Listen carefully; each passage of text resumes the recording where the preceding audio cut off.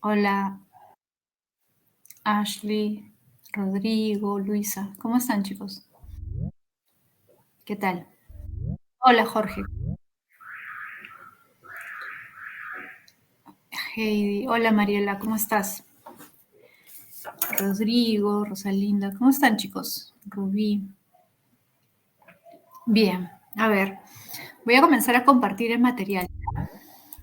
Vamos a ver primero la parte de teoría. A ver, un ratito, por acá está teoría. Y luego pasamos a la parte práctica, ¿ya?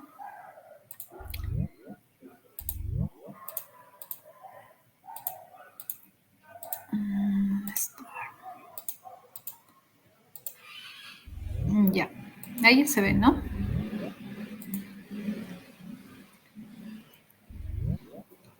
Hola, Daniela, ¿cómo estás? Cristel. Bien, a ver, les voy comentando ya mientras se van uniendo sus demás compañeros. Hoy día vamos a ver el tema de antropología filosófica y construcción de la subjetividad. Bueno, así viene en el prospecto. Acá vamos a ver principalmente conceptos o definiciones acerca del ser humano, porque la pregunta más importante que se plantea la antropología filosófica es esa: ¿qué es el ser humano? ¿Cómo lo definimos? ¿Cuál es la esencia del ser humano? Es lo mismo, ¿no? Si yo digo, ¿qué es el ser humano? Estoy preguntando por aquello que lo diferencia, lo distingue, lo hace único, ¿no? Es la esencia. Pero además hay otro problema, que es la construcción de la subjetividad, ¿no? Que está relacionada, por ejemplo, con el tema de la identidad que aborda Taylor, por ejemplo, ¿no? Taylor es uno de los filósofos más importantes que habla acerca del tema de la identidad. Es decir, cómo el hombre se autopercibe o cómo el hombre construye un autoconcepto. ¿Cómo es que se genera ese autoconcepto que tenemos? Es decir, el concepto que tenemos de nosotros mismos, la idea que tenemos de nosotros mismos. Todos esos problemas los aborda la antropología filosófica. Igual el sentido de la existencia, que también está mencionado ahí, ¿no? ¿Cuál es el sentido de nuestra vida, de nuestra existencia? ¿Para qué estamos acá? ¿Estamos en este mundo para algo específico, para algo concreto? ¿Tenemos una misión? ¿Tenemos que hacer algo como seres humanos o no?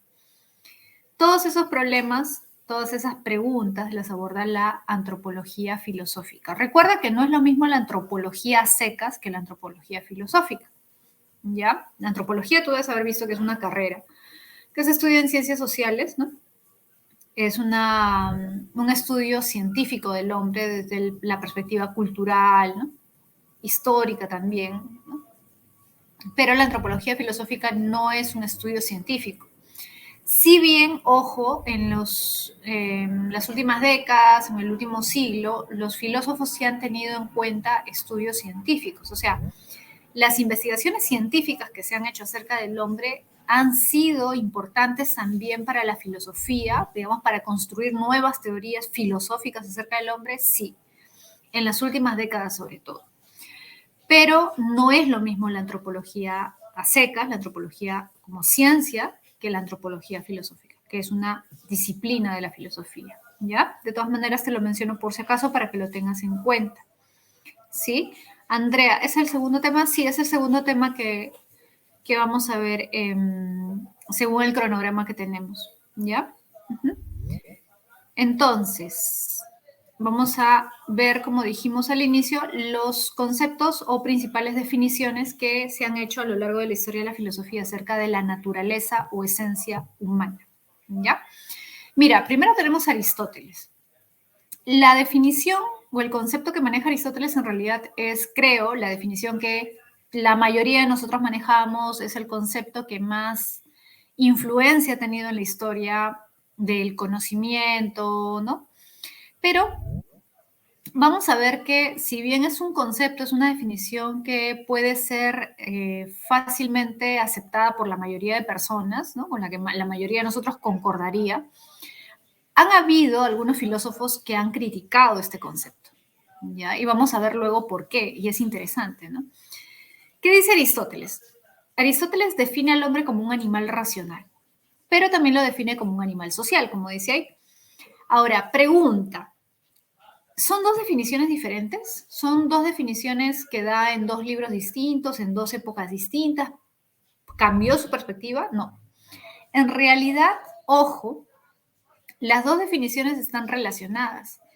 Tienen que ver la una con la otra. O sea, no es que una sea mejor que la otra o desplace la otra. En realidad, las dos hacen referencia a lo mismo, en el fondo. Porque cuando Aristóteles dice que el hombre es un animal social, fíjate, animal social viene de zoon politikon. La traducción de zoon politikon es animal social. Por eso es que a veces se traduce literalmente como animal político, ¿no? Tú debes haber visto que varios lo traducen como animal político. Zoon, animal, politikon, político.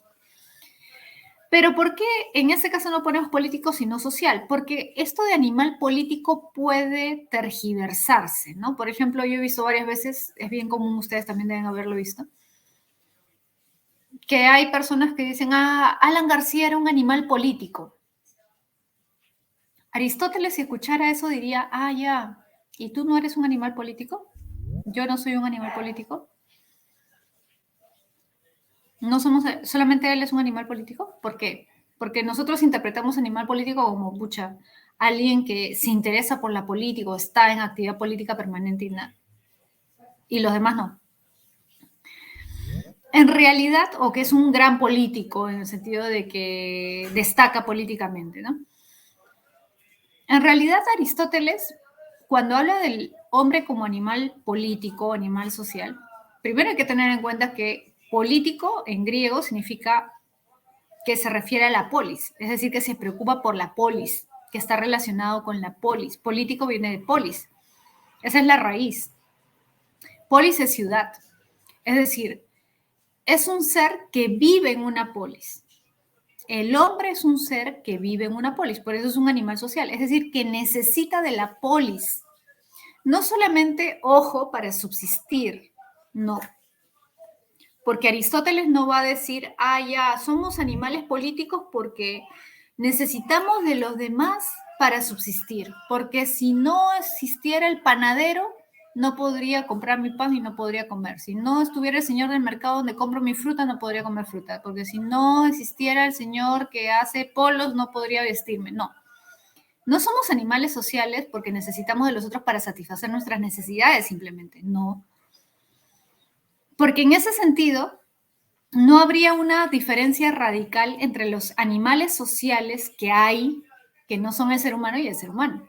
Por ejemplo, las abejas son animales sociales, las hormigas son animales sociales, los mamíferos en general que viven en manadas, los leones, los tigres, ¿no? Las hienas son animales sociales, los elefantes son animales sociales.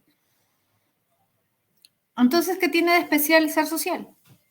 ¿Por qué el hombre es un animal social? No solamente porque vive en comunidad para satisfacer sus necesidades, sino porque ese vínculo social es fundamental para desarrollar las capacidades únicas que tiene el ser humano. Porque solo el ser humano tiene racionalidad. Y si el ser humano no se relacionara con otros seres humanos, no desarrollaría su inteligencia como la desarrolla. Es decir, para desarrollar nuestra razón y nuestra inteligencia necesitamos relacionarnos con nosotros. Por ejemplo, para desarrollar nuestro lenguaje. Aristóteles se da cuenta de algo que, bueno, posteriormente la ciencia va a confirmar, ¿no? Mira, hace una hipótesis. ¿Qué pasaría si aisláramos a un niño de su entorno social? Si lo mandáramos a vivir con los lobos, supongamos, y que se adapta y no lo matan y vive ahí desde pequeño. ¿Aprendería a hablar ese niño? ¿Hablaría como los demás niños? No. ¿No? Emitiría gruñidos, gritos, pero no aprendería a hablar, ¿no? Entonces, es necesario el medio social, no solamente para vivir, porque ojo, esa es una gran diferencia y eso es importante que lo tengas presente. Aristóteles, por ejemplo, cuando habla ya de política, porque el tema de antropología se relaciona con la filosofía política, Aristóteles dice, nosotros creamos comunidades, creamos un estado, creamos ciudades, no para vivir nada más, no para subsistir como las hormigas, las abejas, los elefantes, no. sino para vivir bien. Una cosa es vivir, subsistir, sobrevivir, y otra cosa es vivir bien. Ser capaces de alcanzar la felicidad. ¿Los animales pueden ser felices? Para Aristóteles no. Los animales pueden satisfacer sus necesidades, pero ¿es posible ser feliz simplemente satisfaciendo nuestras necesidades corporales, físicas? No. ¿Es lo mismo subsistir que ser feliz? No. El ser humano no es un animal social como la oveja o la hormiga. ¿Por qué? Precisamente porque su socialización está íntimamente conectada con su capacidad única, es decir, que es el único que la tiene, que es su inteligencia. Si no socializara, no desarrollaría inteligencia. ¿Por qué? Recuerda, los griegos a qué le daban importancia. ¿Te acuerdas? Por historia debes saber, el ágora. El ágora, la plaza pública era fundamental, porque ahí se reunían los ciudadanos para discutir, debatir sobre los problemas políticos, los problemas de la comunidad, para dar su opinión, para argumentar. Cuando tú das tu opinión, tienes que argumentar, tienes que hacer uso de tu inteligencia, porque no puedes argumentar correctamente si no haces uso de tu inteligencia. Entonces, opinar, discutir, debatir, dialogar, esa interacción social requiere del uso de tu razón, requiere el desarrollo de tu inteligencia. Y por eso para Aristóteles, los ciudadanos pueden realizarse plenamente como seres humanos en una polis, pero los que no son ciudadanos no. Por eso son seres humanos incompletos. Por eso para Aristóteles la mujer es como un niño que aún y que no puede, es incompleta en el sentido de que no desarrolla su razón. No puede. Los esclavos tampoco, ¿cierto? Porque tú sabes que los niños, las mujeres, los esclavos no eran ciudadanos.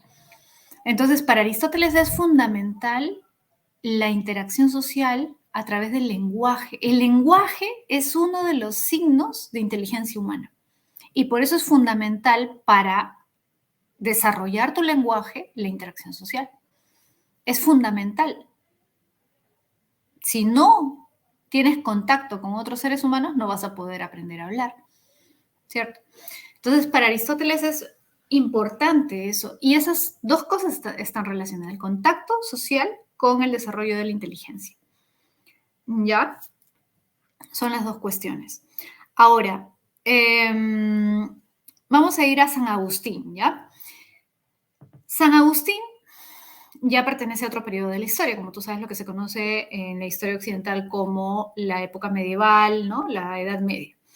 San Agustín, como todo pensador de la Edad Media, es un pensador cristiano, influido evidentemente por la religión, por el concepto de Dios, la idea de la existencia de Dios, como el creador de todo lo que existe. Entonces, todo lo que existe ha sido creado por Dios, incluido evidentemente el ser humano. El ser humano es una criatura divina, es una creación de Dios. Pero los animales también han sido creados por Dios. Ahora, ¿qué es lo que diferencia al hombre de los animales? Y acá viene lo interesante, lo importante, ¿no? Recuerda que en la Biblia, porque esto no es algo que se inventa San Agustín, está en la Biblia, ¿no? Esto que dice que el hombre ha sido creado a imagen y semejanza de Dios. ¿Por qué el hombre se parece a Dios? ¿Por qué es semejante a Dios? ¿En qué sentido? ¿En un sentido físico? No. En un sentido moral, en un sentido espiritual. Lo que acerca, asemeja al hombre a Dios es su libertad. Así como Dios fue libre y decidió crear el mundo, nadie lo obligó, nadie, ¿no? Dios creó el mundo porque quiso. El hombre también es libre. Pero esa libertad ha sido dada por Dios como un regalo, es un don divino. ¿Y por qué es un regalo? Porque ningún otro ser creado por Dios posee libertad, solo el hombre. Ahora, esta libertad, al ser un don divino, es algo especial y por eso San Agustín no le llama simplemente libertad, le llama libre albedrío. El término cristiano es libre albedrío. Por eso es que si tú usas el término libre albedrío, yo, si te escucho, asumo que tú tienes una visión religiosa, cristiana. Yo veo que la gente usa libre albedrío de manera muy, muy ligera, ¿no? Pero en realidad el término libre albedrío tiene un origen religioso, tiene un sentido originalmente cristiano.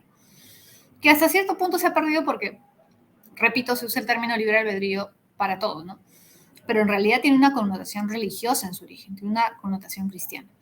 Ahora, ¿por qué el hombre es libre? ¿Por qué tiene libre albedrío? Porque puede decidir sus acciones, decidir si hacer lo correcto o lo incorrecto. El hombre, ojo, para San Agustín también es un ser racional, ¿eh? Ojo, San Agustín también habla de la razón humana, ¿ya? Porque a veces pensamos que los autores cristianos hablan de la fe, la fe, la fe y Dios y no hablan de la razón. San Agustín también habla de la razón.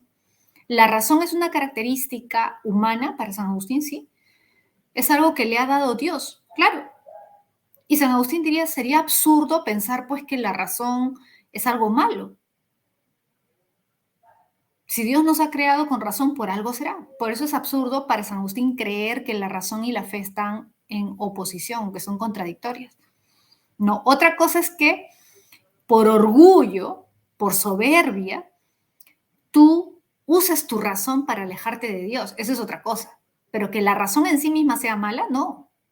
Que la razón niegue la fe, no. El mal uso de la razón puede negar la fe, sí, por soberbia o por orgullo.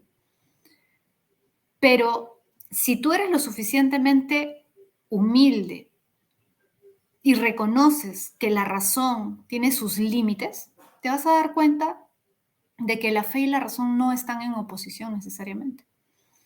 Entonces, ¿por qué te menciono esto? Porque para San Agustín, el ser humano se da cuenta de lo que está bien y de lo que está mal.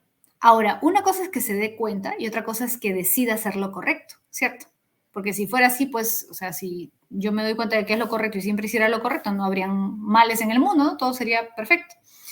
El problema precisamente es ese, ¿no? El hombre puede decidir. Ahora, ¿es culpa de Dios? No.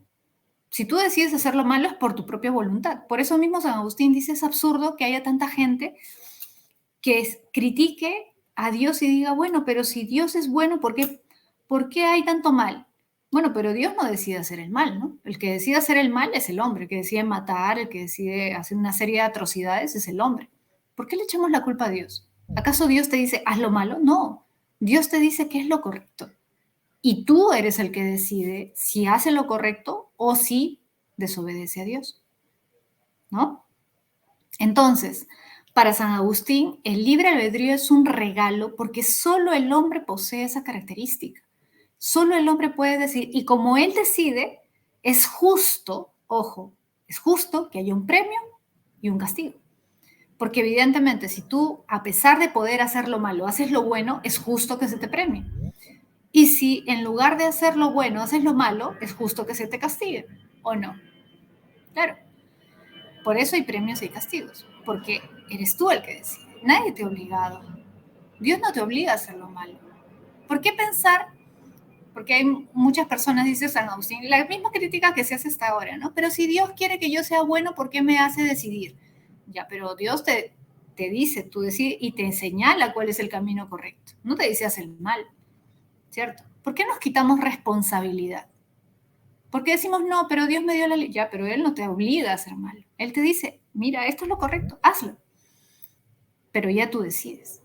En eso consiste la dignidad del hombre. Ojo, en eso consiste la dignidad del hombre. El hombre es digno porque es libre.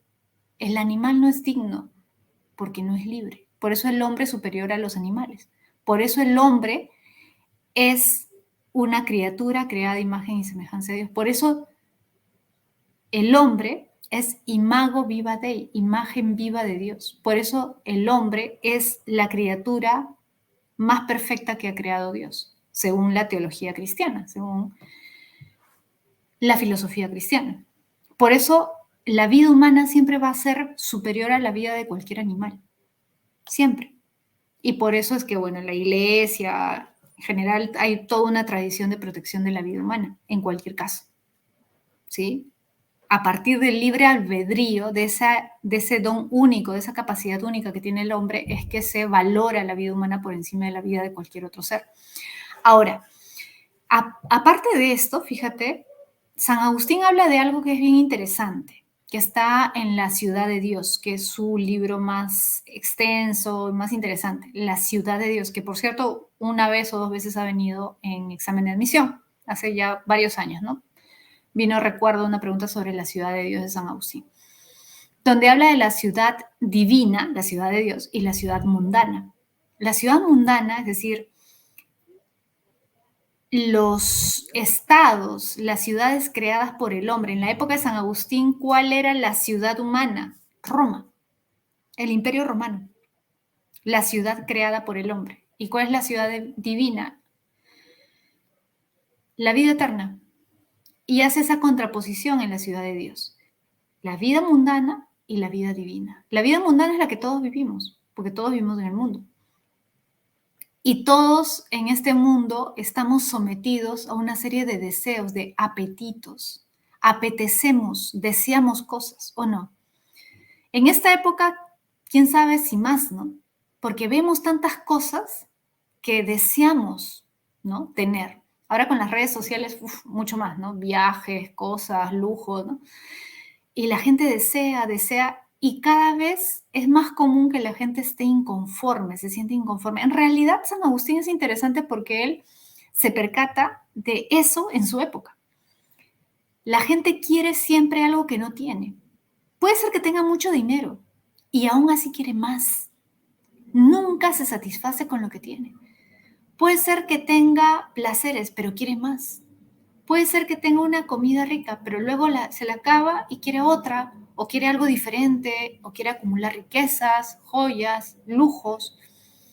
El hombre nunca se satisface.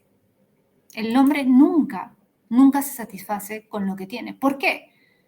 Porque, mira, si te das cuenta, eso es bien interesante, porque eso que dice la economía, lo dice San Agustín en esa época, en el siglo IV. ¿Qué dice la economía? Ah, muy bien, Rodrigo. Las necesidades son ilimitadas y los recursos son limitados, ¿no? Las necesidades, los hombres tenemos necesidades ilimitadas. ¿Cierto? Claro. Siempre necesitamos más, queremos más, buscamos más. Por eso, mira, es gracioso, ¿no? Porque recuerdo que a veces cuando habían elecciones presidenciales, acá mucha gente tenía esta lógica, ¿no? Y decía, yo voy a elegir a este candidato porque es millonario. Y si es millonario ya, pues ya no va a buscar robar, ¿no? ¿Para qué va a robar si tiene tanta plata? ¿No? ¿Has escuchado eso? Oye, San Agustín, en esta época, si viviera acá, diría, en esa época se da cuenta, si viviera en esta época diría, oye, San Agustín diría, oye, tú estás loco, ¿no? O sea, ¿tú qué crees? Que porque tiene plata ya no quiere más plata. No, pues, ¿tú crees que porque tiene dinero ya no quiere dinero? Oye, la gente más rica muchas veces es más ambiciosa todavía. ¿Tú crees que no va a robar? Oye, hay jugadores de fútbol que ganan millones y millones todos los años y evaden impuestos, ¿o no? ¿O no? Claro. O sea, ganas 100 millones al año, pero no quieres pagarle al fisco, ¿o no? Hacienda no le quieres pagar 100.000 o 1.000.000. Oye, pero si ganas 100 millones, ¿qué te hace 1.000.000 o 2 millones? No, pues no quiero. Hay varios jugadores conocidos, ¿no? Lionel Messi y varios que han tenido problemas precisamente por eso, ¿no? Shakira. Sí, pues. Entonces, ese es un buen ejemplo, ¿no? Y San Agustín se da cuenta de eso. El hombre siempre desea más, no se siente satisfecho. Y usa una metáfora interesante, ¿no? Dice, la sed del hombre es ilimitada. Mira, cuando tú tienes sed, pero si yo tengo sed, tomo un poco de agua y supuestamente ya se me va la sed. Pero San Agustín dice, pero las cosas que desea el hombre son más, siempre son más. Tú dices, voy a ser feliz, mira, voy a ser feliz cuando ingrese a la universidad. Ingresas a la universidad y te das cuenta de que tienes que esforzarte mucho y ya no eres feliz porque tienes que amanecer, no es tan fácil. Después no voy a ser feliz cuando egrese. Después no voy a ser feliz cuando tenga mi título y consiga un buen trabajo. Y luego consigues el trabajo y te explotan. Y dices, no, pucha, voy a ser feliz cuando consiga un mejor trabajo. Y consigues un mejor trabajo y te pagan mejor, pero no tienes tiempo para nada. Y dices, no, sería feliz si tuviera más tiempo para viajar. Y dices, ya renuncio. Ya renuncias y haces tu viaje. Y después dices, oye, ahora tengo que buscar trabajo de nuevo porque ya me quedé sin plata. Y así, o sea, nunca vas a estar realmente tranquilo, nunca vas a estar realmente satisfecho. Dices, voy a ser feliz si estoy con tal, estás con tal y te das cuenta de que no era lo que pensabas. Dices, no, ahora voy a ser feliz si estoy... Nunca, ¿no? Es un poco lo de Madame Bovary, ¿no? ¿Han visto a Madame Bovary? Que ella quiere estar en otro lugar, ¿no? O sea, no está satisfecha pues, con su matrimonio, que es mediocre, ¿no? Quiere, ¿no? Y está viviendo una permanente ilusión, ¿no? Eso es lo que nos pasa a los seres humanos. Deseamos algo que no tenemos, ¿no? Deseamos algo que no tenemos. Entonces San Agustín dice eso. San Agustín dice, la esposa de William, sí pues, ¿no? O Johnny Depp con Amber Heard y todos estos casos, ¿no? Entonces, claro, pues tienen todo para ser felices, ¿no? Y no son felices. ¿Y sabes qué te diría San Agustín? Es que la sed del hombre es ilimitada. Tú no vas a poder satisfacer tu sed tomando tu vasito de agua, porque tu sed es ilimitada.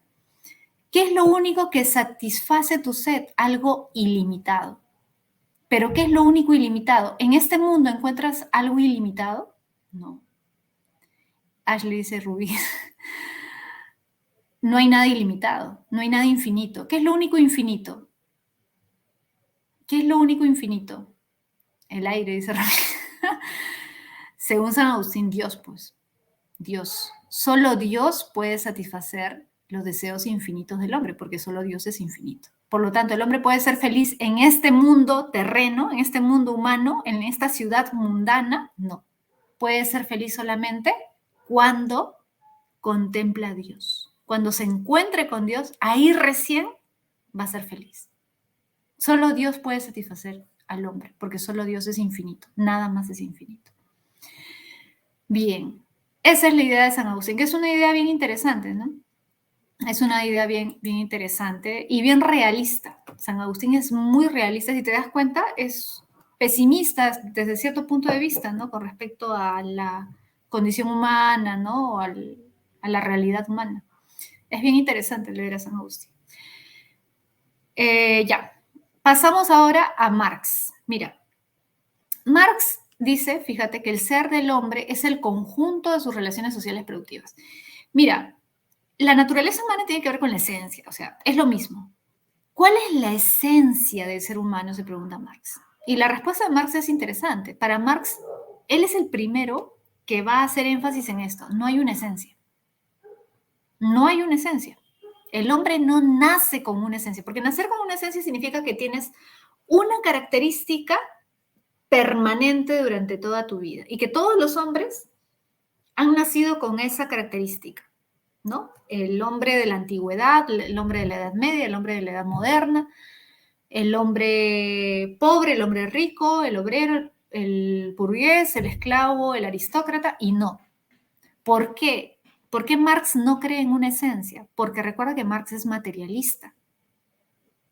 Y Marx, por ser materialista, recuerda, parte de la visión científica de Darwin. Recuerda, Darwin influye, es más, Marx habla directamente de Darwin, no menciona a Darwin, menciona el origen de las especies, igual que Engels, ¿no? Que era su amigo, su compañero.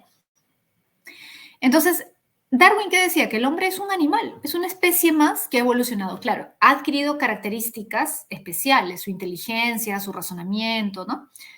El desarrollo de su cerebro le dan ciertas características que los demás animales no tienen, pero finalmente eso es una consecuencia de su evolución biológica. O sea, no es que vino un ser sobrenatural que le dio esa característica o que un ser sobrenatural, un Dios creó al hombre y le otorgó esa característica. No, el hombre ha ido adquiriendo a lo largo de un largo proceso evolutivo esas características, su inteligencia. Entonces el hombre es un ser biológico, natural, material, ¿sí? Ahora, eso quiere decir que el hombre se va haciendo, es decir, va adquiriendo ciertas características. Y eso apoya la idea de Marx de que el hombre es distinto en las diferentes etapas. Hay cosas que se repiten, sí. Por ejemplo, para Marx recuerda que es importante la economía y por eso él tiene una perspectiva histórica y económica del hombre que otros filósofos no tenían. Entonces, Marx habla, por ejemplo, del tema de la explotación, ¿no? Como tú debes saber, han habido tres grandes sistemas económicos a lo largo de la historia: el esclavismo, el feudalismo y el capitalismo.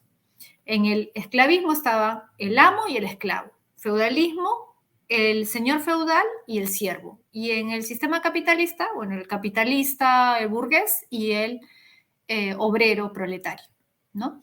¿Qué se repite a lo largo de la historia? La explotación, la injusticia, la desigualdad, las clases sociales diferenciadas, dos clases sociales que entran en pugna en algún momento y por eso es que el sistema esclavista cae y aparece otro sistema, el sistema feudal, y luego el sistema feudal cae y aparece otro sistema, el sistema capitalista o burgués. Y el sistema capitalista, por lo tanto, debemos suponer que también va a caer y que va a aparecer un nuevo sistema, ¿te das cuenta? Entonces hay cosas que se repiten, sí, pero también hay cosas diferentes, porque no es lo mismo ser un esclavo que ser un obrero, ¿cierto? No es lo mismo ser un siervo que ser un esclavo. Hay diferencias, porque cuando tú eres un esclavo eres un objeto, eres una cosa que se puede comprar y vender, eres propiedad del amo. Ser obrero, si bien implica una situación de explotación para Marx, hay una desigualdad, hay injusticia, ¿no? Aún así, no podemos decir que el obrero es un esclavo, es diferente. El obrero es más consciente de su propia vida, de su propia individualidad, que el esclavo. Para Marx hay una diferencia. Entonces, para Marx es fundamental el sistema económico, el sistema social, la historia. Claro, el esclavo no es asalariado, el esclavo no recibe nada por su trabajo, ¿no? Es su obligación trabajar. En cambio, el obrero sí es asalariado, ¿no? Recibe un salario. Entonces, perdón, Marx es fundamental lo económico. Por eso es que él dice, Luis dice, maestra, eso de la esencia no lo decía Sartre, que viene después de Marx. Claro, también lo dice Sartre, ajá, pero Sartre lo hereda de Marx, entre comillas lo hereda, ¿no? Porque Sartre recuerda que es existencialista, pero también era marxista. Sartre era un existencialista de izquierda. Muchos existencialistas tienen influencia del marxismo. Sartre es uno de ellos. Sartre tiene influencia de Marx. Muchos franceses, pensadores franceses y Francia en general tienen mucha influencia marxista. Por eso es que en Francia siempre ha habido mucha turbulencia, ¿no? Por esta relación también con la Revolución Francesa, ¿no? Es uno de los países donde siempre hay protestas y todo esto, ¿no? En buena medida por esa tradición y por eso es que adoptaron mucho el pensamiento marxista también en Francia. Bueno, entonces, fíjate, cuando Marx habla de las relaciones sociales productivas, se refiere a esta forma como los seres humanos se han relacionado históricamente. ¿Para qué? Para producir. Es decir, ¿por qué hay relaciones sociales? ¿Por qué yo me junto contigo? ¿Porque me caes bien? No, porque yo necesito ciertas cosas para vivir. Necesito producir. Tú también tienes que comer, tienes que alimentarte, tienes que vestirte, necesitas ciertas cosas para vivir. En todas las épocas de la historia el hombre ha requerido bienes para satisfacer sus necesidades. ¿Y cómo satisface esas necesidades? Produciendo bienes. Entonces nos relacionamos para producir bienes. Esas son las relaciones sociales productivas. Es decir, hacemos economía, trabajamos. Ahora, lo paradójico, por decirlo así, es lo siguiente para Marx, que en todas las épocas de la historia, el que ha trabajado es el que menos ha disfrutado del fruto del trabajo, ¿o no? Por ejemplo, en la época esclavista, el esclavo trabajaba, el amo no trabajaba. ¿Y quién disfrutaba del esfuerzo? El amo. En la época feudalista, ¿no? El feudalismo, ¿quién trabajaba? El siervo. ¿Y quién disfrutaba del trabajo del siervo? El señor feudal. El siervo no tanto, ¿no? Y en el sistema capitalista, para Marx, lo mismo. El burgués es el que menos trabaja y el que más disfruta del trabajo, del fruto del trabajo, ¿no? Y el que más trabaja, que es el obrero, no disfruta tanto del fruto de su esfuerzo. Entonces, esa situación evidentemente es injusta y por eso es que Marx le llama explotación, ¿no? Y por eso es que todas las épocas han habido cambios, ¿no? O sea, se ha tenido que caer ese sistema porque llega un momento en que las contradicciones ya son tantas que no puede soportar, es como una tensión permanente que hay ahí, ¿no? Llega un momento en que se tiene que romper eso, ¿no? Entonces tiene que aparecer otra nueva fase, ¿no? Esa es la dialéctica, precisamente, la lucha de contrarios, ¿no? La lucha de clases de las que habla Marx. Bueno, entonces, el hombre es el conjunto de sus relaciones productivas. ¿Por qué? Porque es resultado de eso. Es decir, el hombre no es igual, el obrero no es igual al capitalista. El esclavo no es igual al amo. El siervo no es igual al señor feudal. Su realidad económica, su realidad social, su trabajo los diferencian, porque uno trabaja y el otro no trabaja. O uno trabaja más y el otro trabaja menos. O uno realiza ciertas actividades y el otro realiza actividades completamente diferentes. Por ejemplo, en el caso del señor feudal, la guerra. El siervo no iba a la guerra, el señor feudal sí.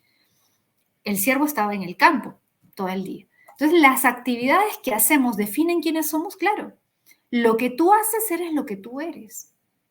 Para Marx es así. O sea, no es, yo soy lo que yo pienso, lo que yo tengo en mi cabeza. No, tú eres lo que haces.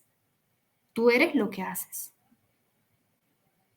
A ti te define lo que haces. Eso es lo que te define. Por eso dice, el ser social determina la conciencia social.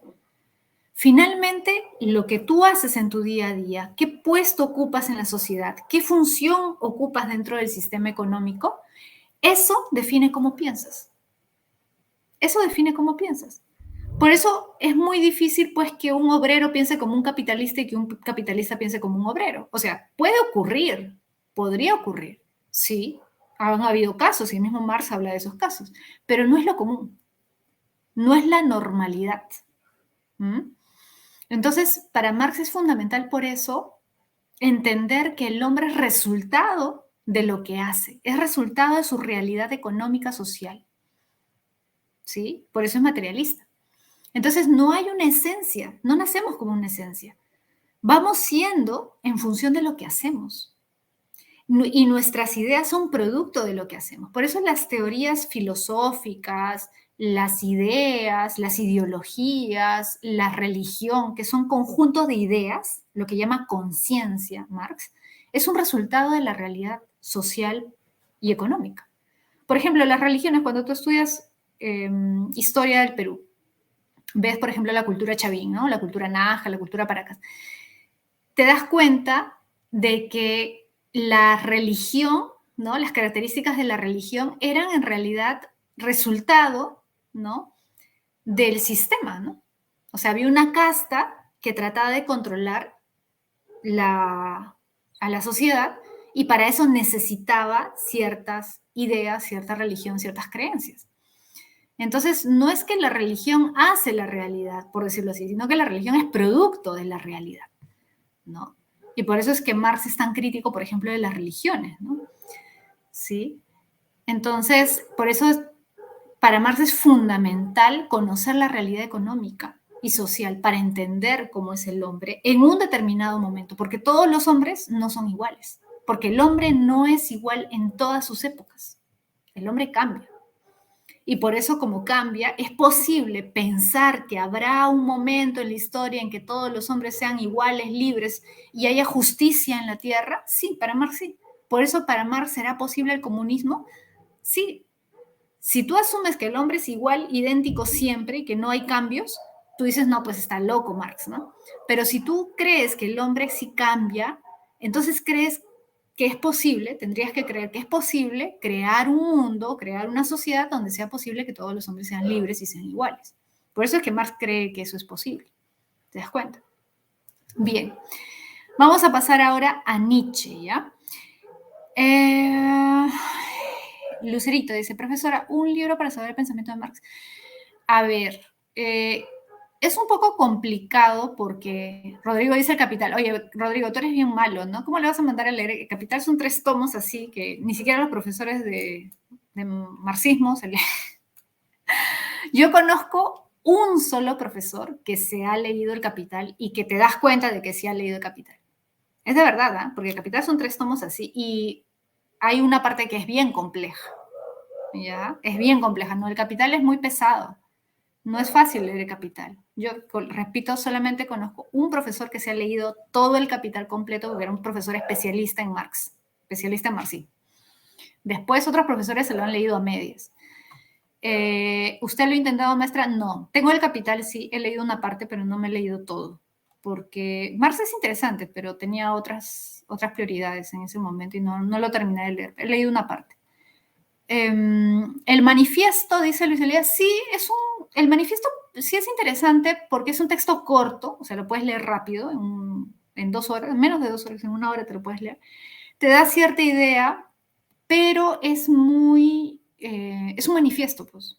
O sea, es como una propaganda, ¿no? O sea, no es tan completo. Sí te puede dar ciertas ideas valiosas, ¿no? Pero muy sintetizado y se refiere a una época. O sea, si quieres profundizar más, no es muy, no es muy conveniente. Hay otro que es, ¿cómo se llama? Yo me olvidé. Hay un libro que es más, ¿dónde está? Por acá están mis libros sobre Marx, creo.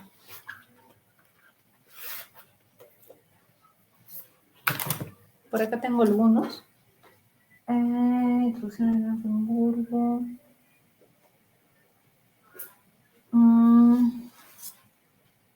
Ya, este puede ser uno. Los manuscritos, esos.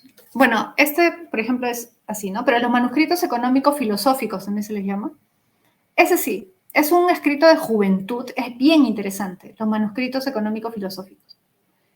¿Ya?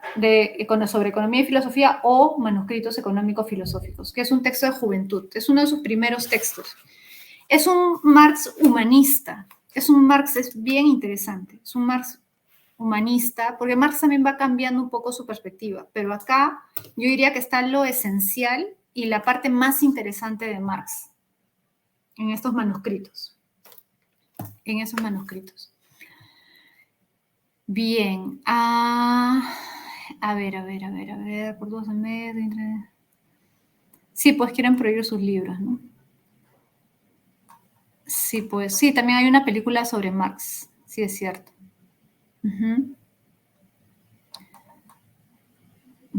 José, yo el libro más o menos, el libro negro de la nueva izquierda, mi lucha fundamental. Claro, por ejemplo, para entender el libro negro de la nueva izquierda, tienes que entender esto de lo que habla Marx, ¿no? Sobre esta idea de que el hombre se va construyendo, va cambiando.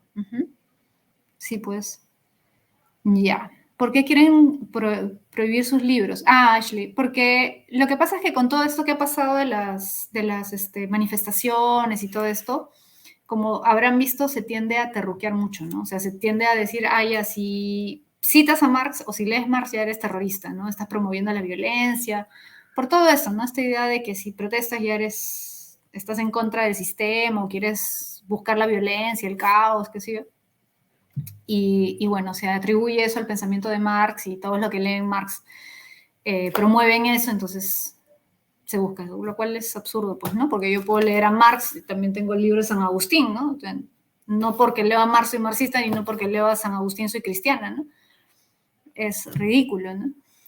Pero bueno, es para entender, ¿no? Y hay varias cosas que dice Marx que son interesantes. Yo no, sinceramente no concuerdo con las conclusiones de Marx, pero su análisis sí es interesante. O sea, tiene errores, pero también tiene varias cosas en las que tiene razón. Sí y además, yo creo que si tú quieres criticar a un autor, tienes que leerlo. O sea, no puedes criticar a alguien que no entiendes, ¿no? O sea, yo cómo podría criticar tus ideas, Emily, por ejemplo, si no conozco lo que piensa Emily. Sería absurdo. Pues primero tengo que escucharla para poder criticarla. Igual, en el caso de los autores como Marx, tienes que leerlos. No puedes escuchar a un youtuber y decir, ya mira, eso es lo que dice el youtuber, ya voy a criticar. No, tienes que leer al autor. ¿Cierto? Es la única forma. Como decía, creo que, ¿quién decía esto? Sun Tzu, ¿no? Si quieres destruir al enemigo, tienes que conocerlo, ¿no? Para vencer al enemigo, primero tienes que conocer a tu enemigo, si no, no puedes vencerlo. Bien, pasamos a Nietzsche. Mira, Nietzsche es un autor que va a ir en contra. Recuerda que Nietzsche es un autor disruptivo, ¿no? Es un autor que critica la cultura occidental. Y critica la cultura occidental, a pesar de que él es occidental, él es europeo, porque cree que la cultura occidental ha caído en la decadencia debido a la influencia del cristianismo, de la religión cristiana. En realidad Nietzsche está en contra de todas las religiones, porque el defecto de todas las religiones, dice Nietzsche, es que nos prometen una vida mejor después de la muerte. Y Nietzsche dice una vida ultramundana, ¿no? Una vida después, superior a esta. Y Nietzsche dice, ¿y cómo yo sé que esa vida existe? ¿Qué pasa si no existe? Y he sacrificado mi vida acá por esa vida, más allá. No puedo, jamás voy a poder estar seguro de si esa vida existe. Si no hay nada, ya fui. Entonces, no tiene sentido sacrificar mi vida acá por una vida que no sé si voy a tener o no.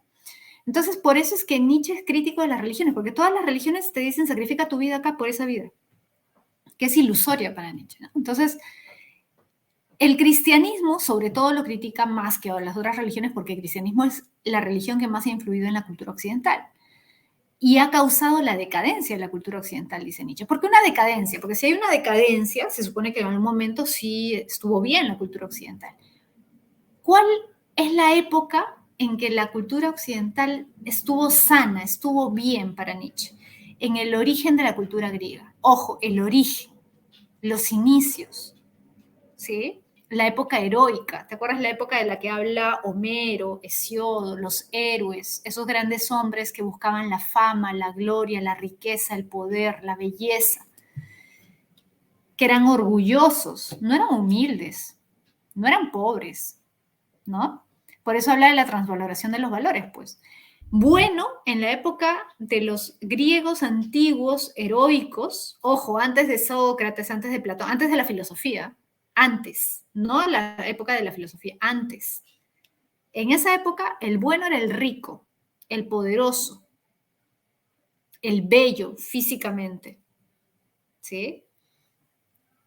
El malo era el pobre, el humilde era malo.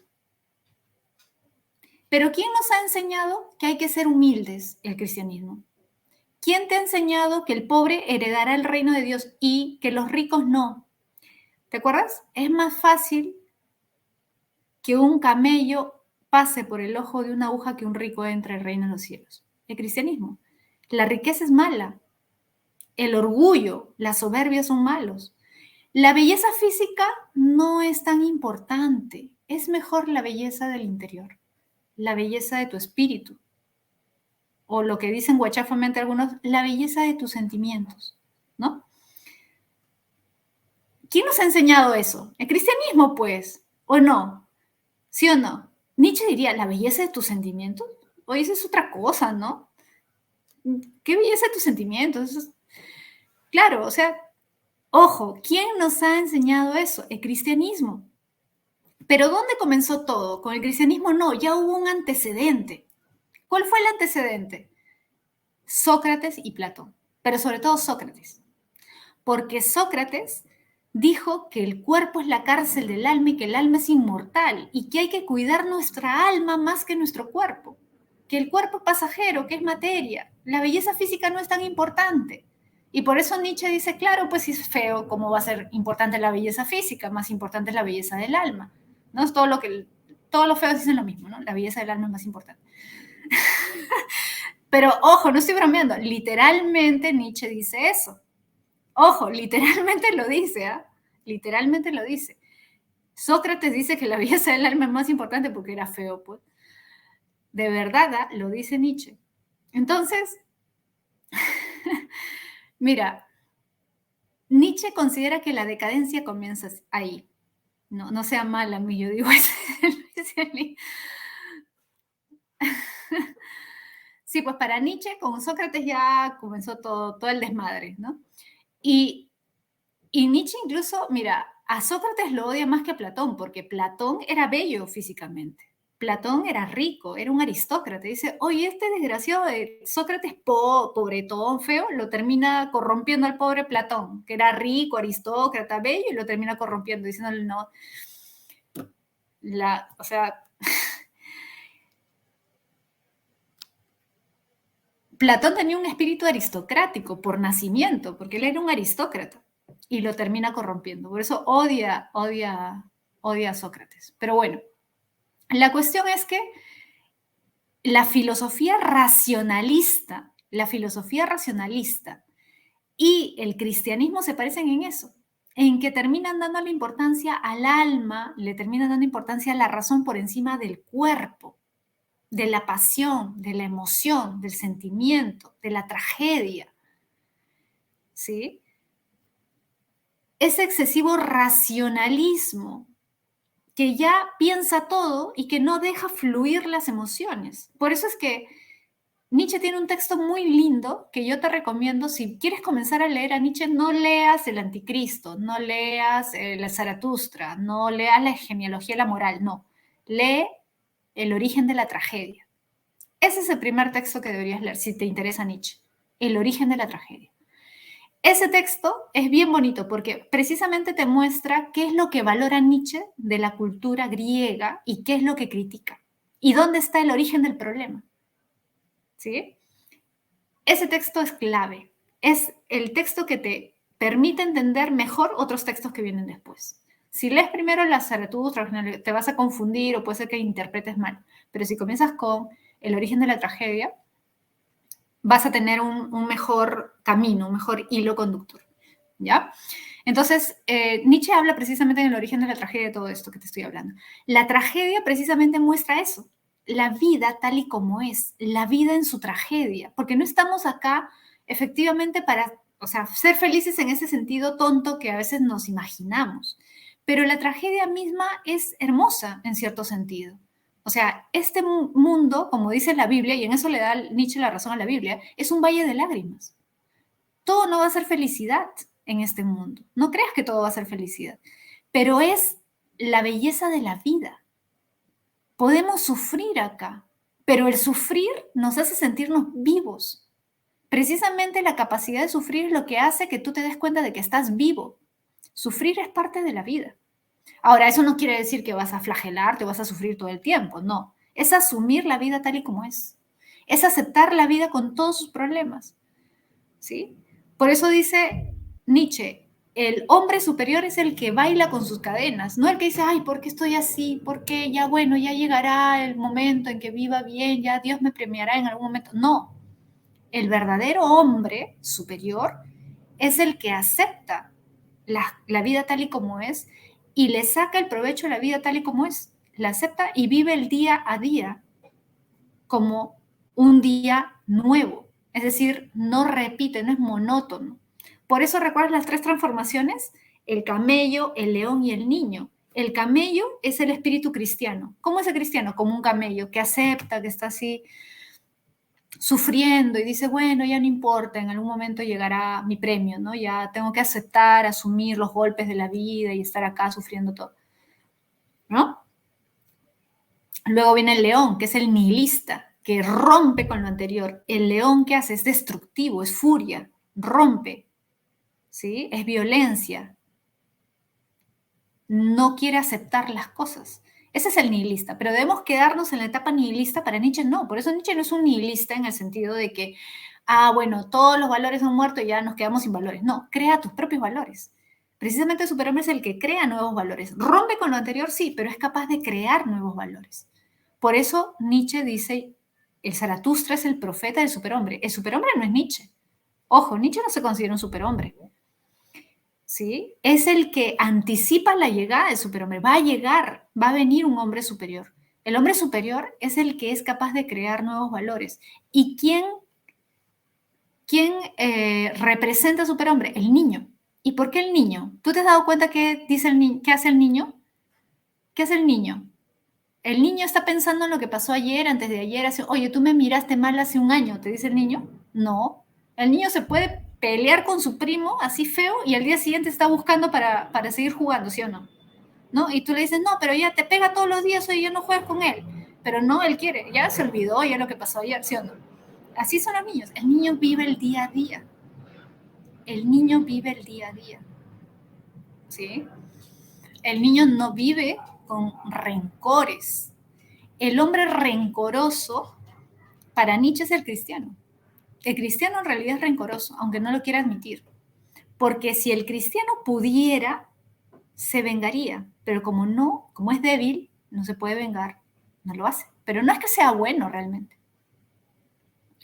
¿Y sabes cómo lo demuestra? Bueno, se puede hacer sus críticas, ¿no? Pero hay un pasaje bien interesante en la genealogía de la moral, eh, donde Nietzsche cita un texto de un padre de la iglesia. No recuerdo el nombre de este padre de la iglesia, que no es tan conocido, pero lo cita. ¿Y sabes lo que dice este padre de la iglesia? Un teólogo cristiano muy importante, uno de los fundadores de la teología cristiana. Dice algo así, ¿no? O sea, te lo resumo porque es largo, ¿no? Dice algo así. Y entonces, cuando llegue el juicio final, los otros, los buenos, los cristianos, veremos con satisfacción cómo se queman en el infierno todos esos desgraciados, orgullosos, ricos, que nos hicieron sufrir. Así, ¿eh?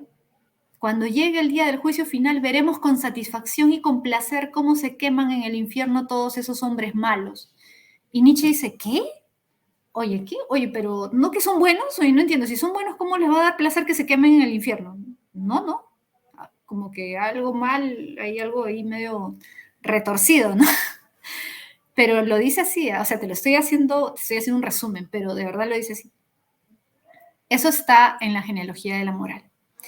Entonces, te das cuenta. Entonces, ese tipo de cosas dice Nietzsche como para mostrar que en realidad para él el cristiano es rencoroso, ¿no? O sea, si pudiera, se vengaría y haría cosas peores quizás que los que tienen el poder, ¿no? Pero como no pueden porque son pobres, porque son humildes, porque no tienen el poder, no lo hacen.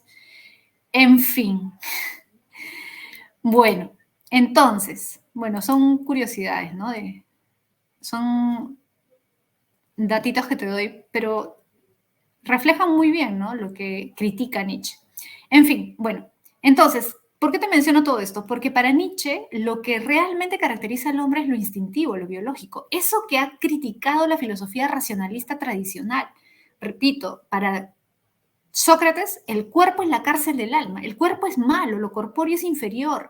El cuerpo mantiene al alma atrapada en este mundo feo, malo, y el alma quiere liberarse y salirse de las pasiones, de los deseos. No quiere estar esclavizada al cuerpo. Nietzsche va a decir, no, pero lo biológico es importante. O sea, si tú no tuvieras instintos, no podrías vivir un día, ya hubieras muerto, ¿sí o no? ¿Por qué? Porque para sobrevivir necesitas tener instintos. ¿Qué pasa si no tuvieras instinto de supervivencia? Cruzas la pista y aparece un carro, así a toda velocidad, mueres, ¿sí o no?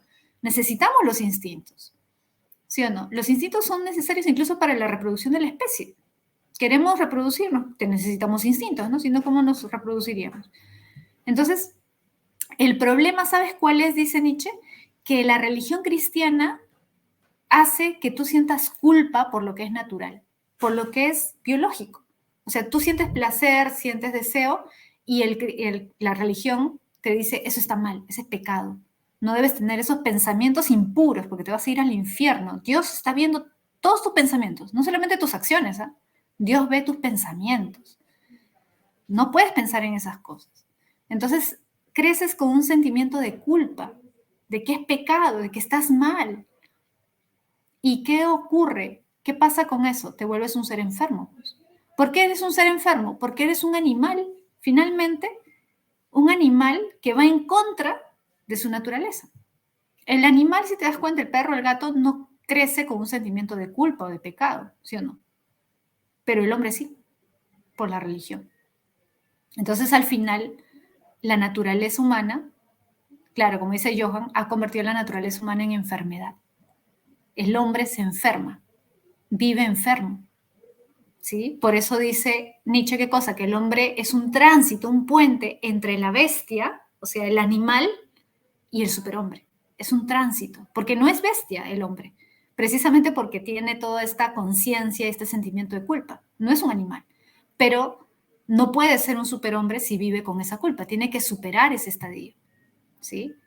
Por eso el superhombre todavía no existe. Él es Nietzsche, el profeta del superhombre, el que anuncia la llegada del superhombre. ¿Ya? Bien, chicos. Sí, pues incluso el pecado original, ¿no?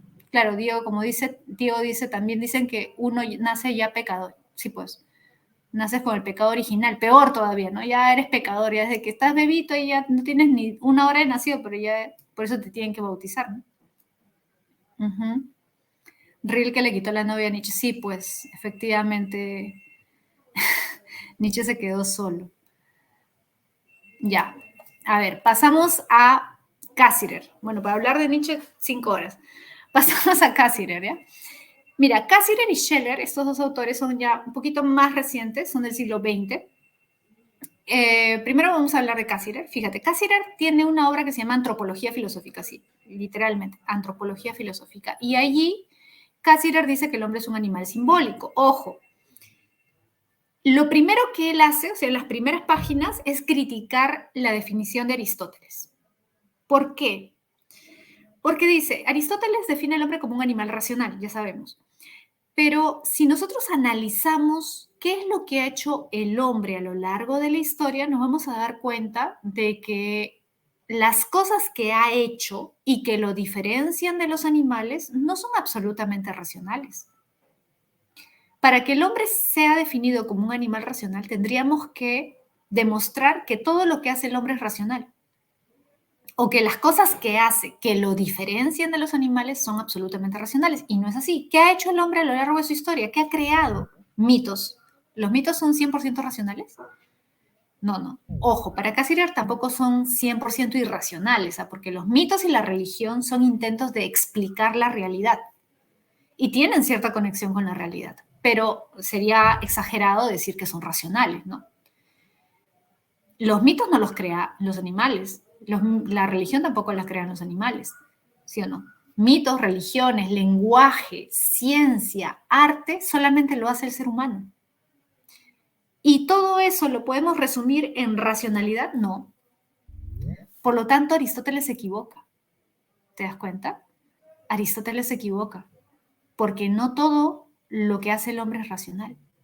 Pero sí todo lo que hace el hombre tiene algo en común. Es decir, hay algo común entre los mitos, la religión, el lenguaje, la ciencia y el arte. Solo lo hace el hombre y hace que el mundo del hombre, la vida del hombre sea más rica, más variada, distinta de la vida del animal. Imagínate la vida del hombre sin religiones. Imagínate la vida del hombre sin mitos. Ojo, los mitos están en todas las culturas. Nosotros tenemos nuestros propios mitos, ¿no? El Perú antiguo. Imagínate al hombre sin lenguaje, lenguaje articulado, sin la capacidad de transmitir ideas, conceptos, ¿no? Lo que estamos haciendo en este momento. Imagínate la vida del hombre sin ciencia, imagínate la vida del hombre sin arte. ¿Sería una vida humana? No, no. No seríamos lo que somos, claro. Lo que somos es todo lo que hemos construido a lo largo de nuestra historia como seres humanos. ¿Sí o no? La cultura. Lo que llamamos cultura es todo esto, es la suma de todo esto, mitos, religión, lenguaje, ciencia, arte. Es lo que hace que nuestra vida como seres humanos sea más compleja, ¿te das cuenta? Sería más compleja. Diego dice tipo Edad Media, ni siquiera, Diego, Edad Media, porque en la Edad Media también había ciencia. Ojo, en la Edad Media también había ciencia, también había conocimientos, también había lenguaje, también había religión. La religión no es 100% mala. Hay aspectos de la religión que son muy negativos, sí, pero la religión también tiene sus aspectos positivos.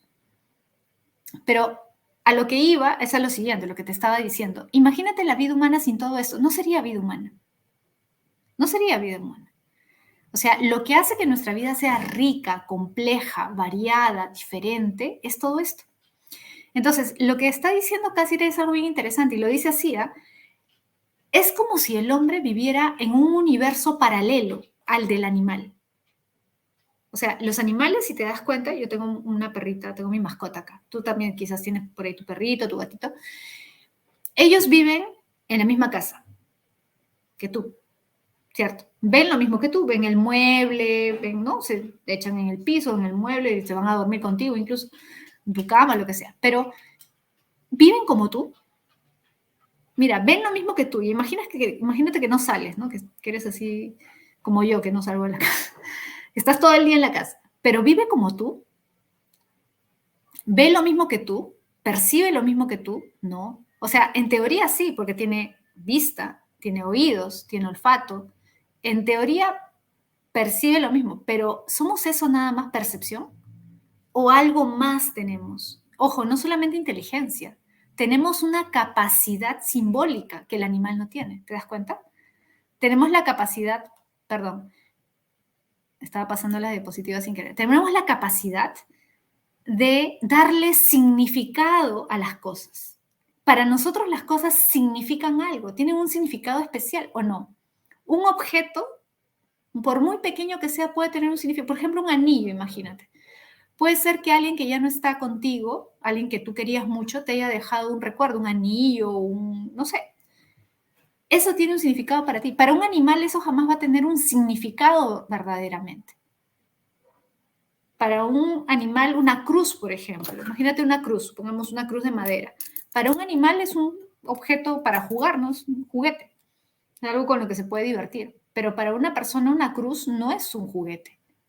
Ojo, ni siquiera para un ateo. ¿Eh? Para un creyente, obviamente es símbolo de su fe. Para un no creyente es algo que rechaza, quizás porque significa algo con lo que no está de acuerdo, con lo que no cree, ¿no? Pero significa algo, ¿te das cuenta? Una canción para un animal, o sea, desde un punto de vista material, ¿qué es una canción? Son ondas sonoras, nada más. Pero para nosotros como seres humanos una canción puede tener mucho significado, ¿o no? ¿Sí o no?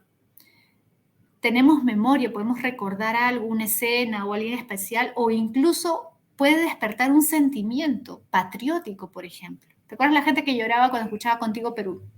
¿Sí o no? Imagínate que estás en otro país, que te vas y no regresas al Perú en años y te ponen esa canción. Va a significar algo especial. Te va a transportar a, ¿no? A una época, a un momento, a ciertos sentimientos, ciertas emociones. Fíjate, ¿ah? El hombre vive como en un universo paralelo, dice Cassirer. ¿Cierto o no cierto? Los libros, muy bien Heidi, los libros. Podemos leer, imaginarnos eso, enriquecernos con eso, reflexionar. Tenemos un mundo moral, valores. Los animales no. Los animales son hermosos, pero los animales no tienen esa capacidad, ¿cierto? Podemos crear efectivamente el arte. Yo puedo enseñarle a un elefante a agarrar un pincel y que haga trazos en un lienzo, sí, pero ¿está haciendo arte? No. El hombre sí hace arte. El hombre crea algo distinto, decide, es absolutamente libre al momento de decidir que quiere hacer algo, quiere dibujar, quiere expresarse, ¿no? Entonces, a eso se refiere Cassirer. Ojo, eso es lo simbólico. Cuidado, por si acaso, para evitar errores, lo siguiente. Cuando Cassirer habla de los símbolos, no está hablando por si acaso, por eso te estoy poniendo todos estos ejemplos para que te des cuenta que es más complejo. Cuando Cassirer habla de los símbolos, no se refiere a los signos, ¿ya? Porque yo he escuchado por ahí, y es un error, algunos profesores en otros lados que dicen, ah, claro, el hombre es un animal simbólico. Por ejemplo, acá tu profesor de matemática te ha puesto una ecuación, ¿no? ¿Qué es eso? Un símbolo, ¿no? O acá, por ejemplo, un pentagrama, te ponen ahí las notas musicales, ese símbolo. O el número 7 es un símbolo, una palabra es un símbolo, el semáforo es un símbolo, una señal de tránsito es un... No, eso no es símbolo. Eso no es símbolo. Esos son signos. Hay una diferencia entre signo y símbolo. Son cosas diferentes. El signo lo puede también entender un animal. Por ejemplo, cuando tú le haces, o una señal, ¿no? Cuando tú le haces así a tu perro, o le haces así, ¿no? O incluso le dices sentado, ¿no? O no hagas eso, o anda para allá. ¿Te entiendes, sí o no? El animal también interpreta signos, entiende señas, señales, sí. Pero una cosa es la señal, el signo, otra cosa es el símbolo. Es distinto. El símbolo es mucho más complejo. ¿Ya? Entonces hay que tener en cuenta esa diferencia, por si acaso, ¿ya? Claro, el ser humano entiende signos y los símbolos son lo realmente importante. Eso es lo que lo diferencia. El animal, por eso no sé si tú has visto algunos videos estos de, en redes sociales a veces aparecen de perritos que están frente a un semáforo y aprenden, ¿no? Y cuando cambia el semáforo, cruzan, ¿no? A verde, ¿no? Y cuando están rojos se quedan ahí paraditos. ¿Sí? Se dan cuenta, han aprendido. ¿Cierto? Entonces, el animal también aprende eso. Luis dice, un profe de la pre dijo, sí, pues es un error, está mal, es un error. Es más, y si tú lees el libro de Cassirer, ahí te lo dice, ¿eh? Te dice, no, no es todo eso, ¿eh? Por si acaso. Lo dice. Lamentablemente, la mayoría de profesores no lee pues todos los libros, ¿no? Y es prácticamente imposible pues leerte todos los libros de todos los autores, ¿no? Pero sí hay que tener más responsabilidad para al menos averiguar, ¿no? Si es que no puedes leer todo el libro. Te pongo un ejemplo que pone Cassirer en su libro que es interesante para que entiendas esta diferencia entre señal y símbolo. Había un caso, dice Cassirer, de un caballo que se volvió famoso, que le llamaban Juan el Listo. Si tú has estado antes en alguna clase mía, seguro te he puesto ese ejemplo porque es el ejemplo creo más representativo, ¿no? Juan el Listo era un caballo que resolvía problemas matemáticos simples, ¿no? Sumas, multiplicaciones, divisiones, restas, ¿no? Y se volvió famoso, ¿no? Porque primero en su localidad y luego, si no me equivoco, era en España. Y luego los periodistas, bueno, se enteraron, ¿no? Se hizo más famoso y fueron a verlo e incluso se formó una especie de comisión de científicos que fueron a ver al caballo porque no entendían, querían ver qué hacía el caballo para resolver, ¿no?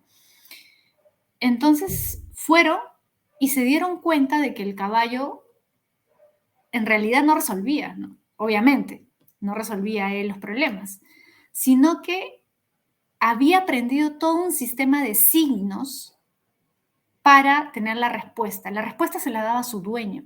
Entonces el dueño estaba por ahí y, por ejemplo, cuando la respuesta era 4, supongamos 8 entre 2, 4, ya el dueño se rascaba la oreja. Entonces el caballo ya sabía que rascarse la oreja era 4, entonces hacía 4 golpes con su pata. Cuando la respuesta era 5, miraba para arriba el dueño. Ah, ya, 5 significa mirar arriba. Ah, ya, 5 veces con su pata. Y así. Y los científicos se dieron cuenta, pues, de que era eso, ¿no? Entonces, mira, el caballo era inteligente, claro, pero no es que él resolvía, pues, ¿no? Pero había aprendido a interpretar esos signos. Entonces, los animales también interpretan signos, porque si no, no podrías, pues, entrenar, ¿no? Y muchas veces entrenan a los animales. Entonces, signos sí interpretan, símbolos no. Los animales no son seres simbólicos. Interpretan signos sí, pero ahí te das cuenta, signo y símbolo es diferente. ¿Sí? Signo se refiere a algo concreto, algo material. Por ejemplo, rascarte la oreja es algo concreto que yo veo, sí. Algo material, sí. Un semáforo también. Una flecha también. Ese tipo de cosas las puede interpretar un animal. Pero un símbolo no. ¿Sí? También... Johan también se refiere a que el hombre no accede a la realidad en sí. Cuando Cassirer habla de la... Claro, que no accede a la realidad en sí, estoy respondiendo a la pregunta de Johan, es una buena pregunta. En sí, pues tienes razón. ¿Por qué? Porque en realidad la visión de Cassirer es una visión kantiana. Si tú sabes Kant, lo vas a entender. Porque Kant, ¿qué dice? El hombre nace con estructuras, ¿te acuerdas? Las categorías, estructuras mentales. Ya, Cassirer dice algo parecido, porque Cassirer es kantiano, es un seguidor de Kant.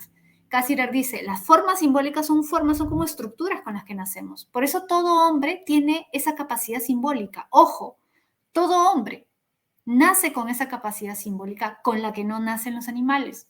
Y por eso incluso, mira, el lenguaje es una de las formas simbólicas, ¿ah? Incluso una persona, un niño con grandes dificultades físicas puede aprender a hablar y escribir, o a escribir y leer. Por ejemplo, él pone el caso de Helen Keller, que era una niña sorda, ciega y muda, y que aprendió a leer y escribir.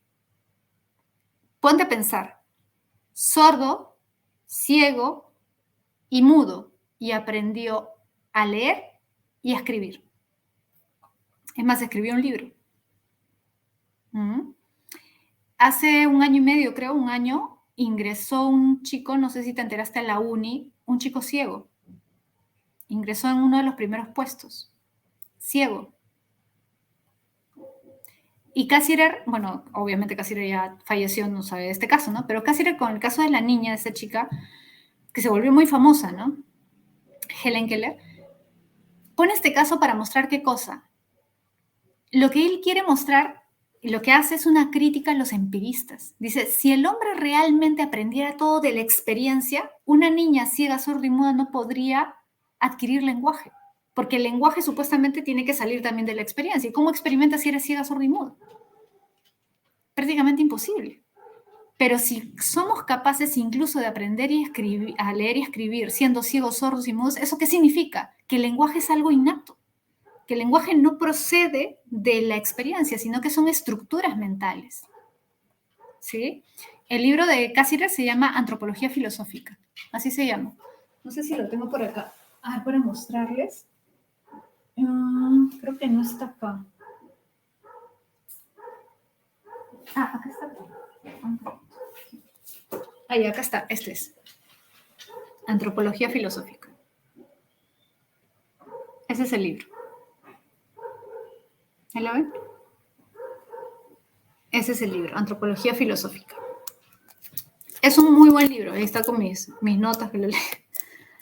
Es un libro bien interesante. ¿Y sabes por qué es bien interesante? Porque pone casos concretos y porque se basa en estudios científicos. Eso es lo más interesante de Cassirer, que es un filósofo que no le tiene miedo, o sea, a la ciencia y se basa en los estudios de científicos, estudios neurológicos, estudios etológicos, estudios de la antropología social, estudios lingüísticos, estudios de todo tipo, de distintas disciplinas científicas para sostener su postura filosófica. Es un buen libro, bien recomendado. Se los recomiendo bastante si pueden por ahí encontrarlo. Bien, chicos, pasamos a Scheller, ¿ya? Vámonos ahora a Scheller. Pero creo que se entendió, ¿no? Se entendió la propuesta de Cassirer, que es bien interesante, ¿no? Sí. Luis, ¿y cómo aprendió la chica que lo haga con las manos? Es una buena pregunta, Luis. Sí, las manos, pero de todas maneras, dice Cassirer, si bien tú dirías es algo empírico, pero es algo tan poco empírico, por decirlo así, en el sentido de que, fíjate, tiene solamente 2 sentidos. De los 5, solamente tiene 2. O sea, no tiene vista, no tiene oído y no tiene capacidad de hablar. Alguien diría, si limitas tanto lo empírico, la conexión con el exterior a través de los sentidos, o sea, si tienes una vida tan limitada, es imposible que puedas desarrollarte en el lenguaje como una persona normal. Y sin embargo lo hace. Ojo, no solamente aprende a leer y escribir, escribe un libro, se vuelve maestra. Entonces, para Cassirer, eso demuestra que lo empírico no es lo fundamental. Claro, se ayuda del tacto, del sentido del tacto, sí, pero no es lo más importante, ¿sí? Con lenguaje braille, sí, pero es más complejo lo de Helen Keller. Búsquenlo si quieren, ahí debe estar en Wikipedia. Si no me equivoco, es así. Ya como hace tiempo que no veo el nombre, si no me equivoco es así, Helen Keller.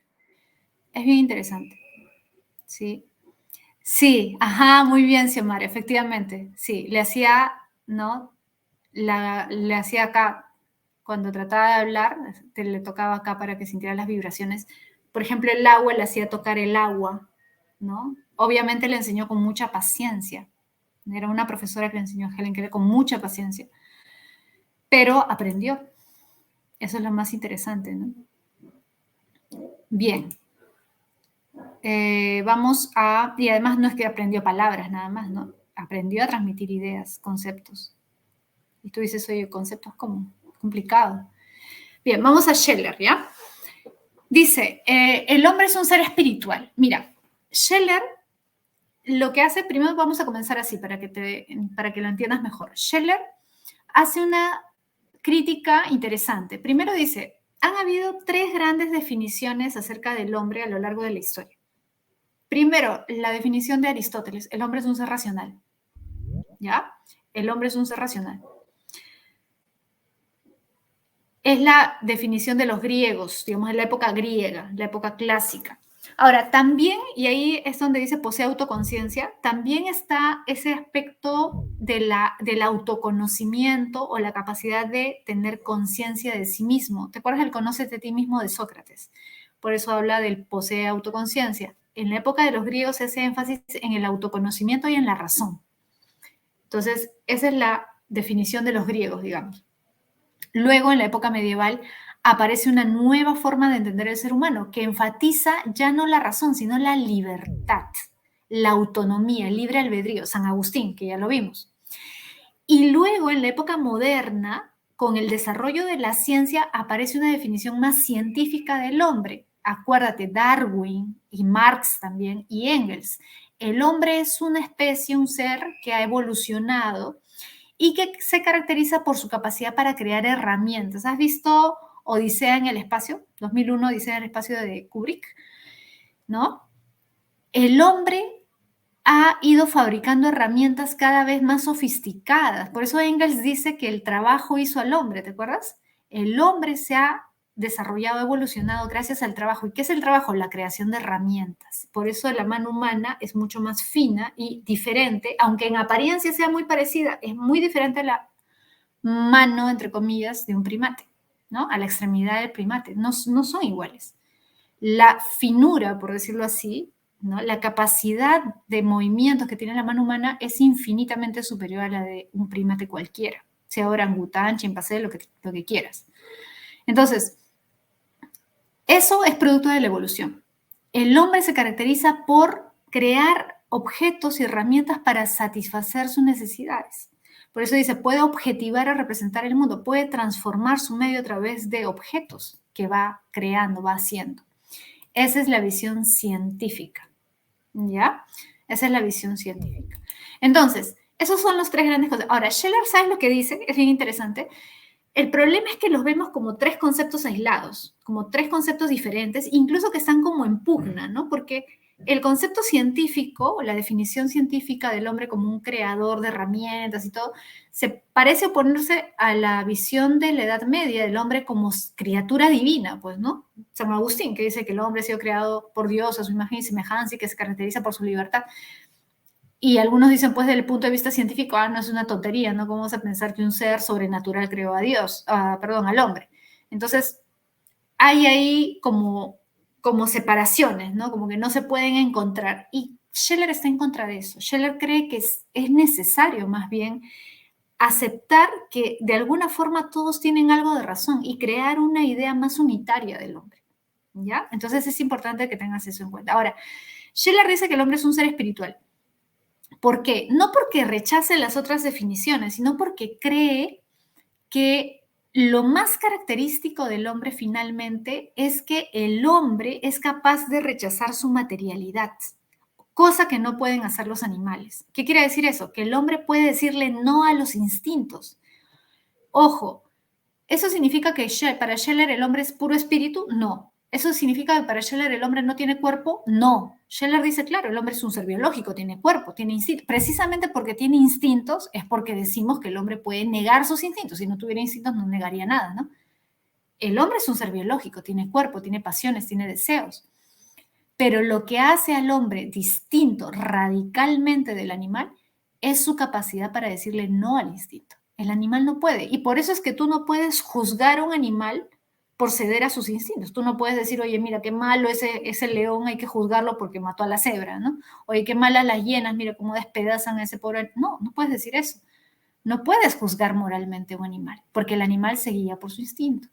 El hombre no. El hombre tiene conciencia de lo que hace, ¿cierto? Y por eso mismo puedes juzgar al hombre. El hombre puede restringir sus instintos, sí, puede hacerlo. Puede sobreponerse a su instinto, sí. Por eso existen personas incluso que renuncian a su vida. El instinto más básico es el instinto de supervivencia y hay hombres que deciden morir. Y ojo, no que deciden morir porque por una enfermedad mental, no, por una situación límite, no, que deciden morir de manera completamente consciente y que toman esa decisión completamente libre por alguna razón, por la ciencia, por un ideal, por su patria, por una persona que aman mucho, qué sé yo, o no. El hombre es el único ser que es capaz de ir en contra de su instinto más básico. Es capaz de decidir morir. Un mártir. Los mártires cristianos, por ejemplo, ¿no? Que preferían morir a matar a otro cristiano para sobrevivir. O Carrión, efectivamente, Rodrigo, por la ciencia, ¿cierto? ¿Sí? Una madre por su... Sí, aunque eso quizás no es un tan buen ejemplo porque incluso le diría hay algo instintivo ahí. Incluso en el caso de los animales, por instinto, muchas en muchos casos especies, ¿no? De animales, las madres mueren también. En el caso del bebé quizás no es tan adecuado, pero en el caso de la ciencia, la religión, la patria, ¿no? Sí, es más, al menos es más claro, ¿no? Lo otro puede ser quizás comprendido desde un punto de vista más científico, ¿no? Sí. Bueno, entonces a eso se refiere Scheller. Y por eso dice Scheller, recuerda que el ser humano es una persona. El ser humano no es, ojo, para Scheller, el ser humano no es un animal. Por eso si te das cuenta, en su definición no hay nada de animal. Es más, él critica a todos los que dicen que el hombre es un animal con esta característica. Por ejemplo, Cassirer, el hombre es un animal simbólico. Aristóteles, el hombre es un animal social o animal racional. No, Scheller está en contra de eso. ¿Por qué? Él mismo lo dice. Si a mí me piden definir al hombre, me preguntan cuál es la esencia del hombre, yo tengo que decir lo que diferencia al hombre, no lo que lo asemeja. Yo ya sé que el hombre tiene un cuerpo, yo sé que el hombre tiene instintos, pero precisamente lo que lo hace diferente es ir en contra de eso. Y por eso el hombre no es animal, es persona. Solo el hombre es persona. Ojo, para Scheller. Te lo digo para Scheller, ¿por qué? Porque actualmente se ha puesto de moda ya ciertas corrientes que dicen la persona no humana y hablan de los animales como personas no humanas. ¿Por qué?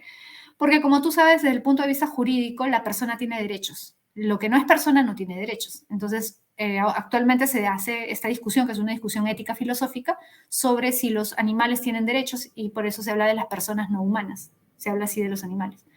¿No? Pero eso ya es una discusión más reciente. En el caso de Scheller, él dice, bueno, lo que distingue a una persona, el ser humano se refiere, de un animal, es precisamente que el ser humano puede decirle no al instinto. En el caso del animal, no. Y por eso él no está de acuerdo con incluir el término animal dentro de la definición. Ya, ahora, repito, el hombre es un ser espiritual para Scheller, ¿por qué? Porque lo que lo define es su libertad, su capacidad para decidir, incluso morir, o decidir cualquier cosa. Por ejemplo, un asesino te puede amenazar con matarte si es que no haces algo horroroso, imagínate, lo peor que te puedan pedir. En ese caso tú puedes decir, bueno, pero yo lo hice porque me obligaron, no. Incluso en ese caso, donde supuestamente no tienes alternativa, tú puedes decidir, bueno, mátame pues. Incluso en ese caso. El hombre es un ser absolutamente libre. ¿Sí? A eso se refiere Scheller. ¿Ya?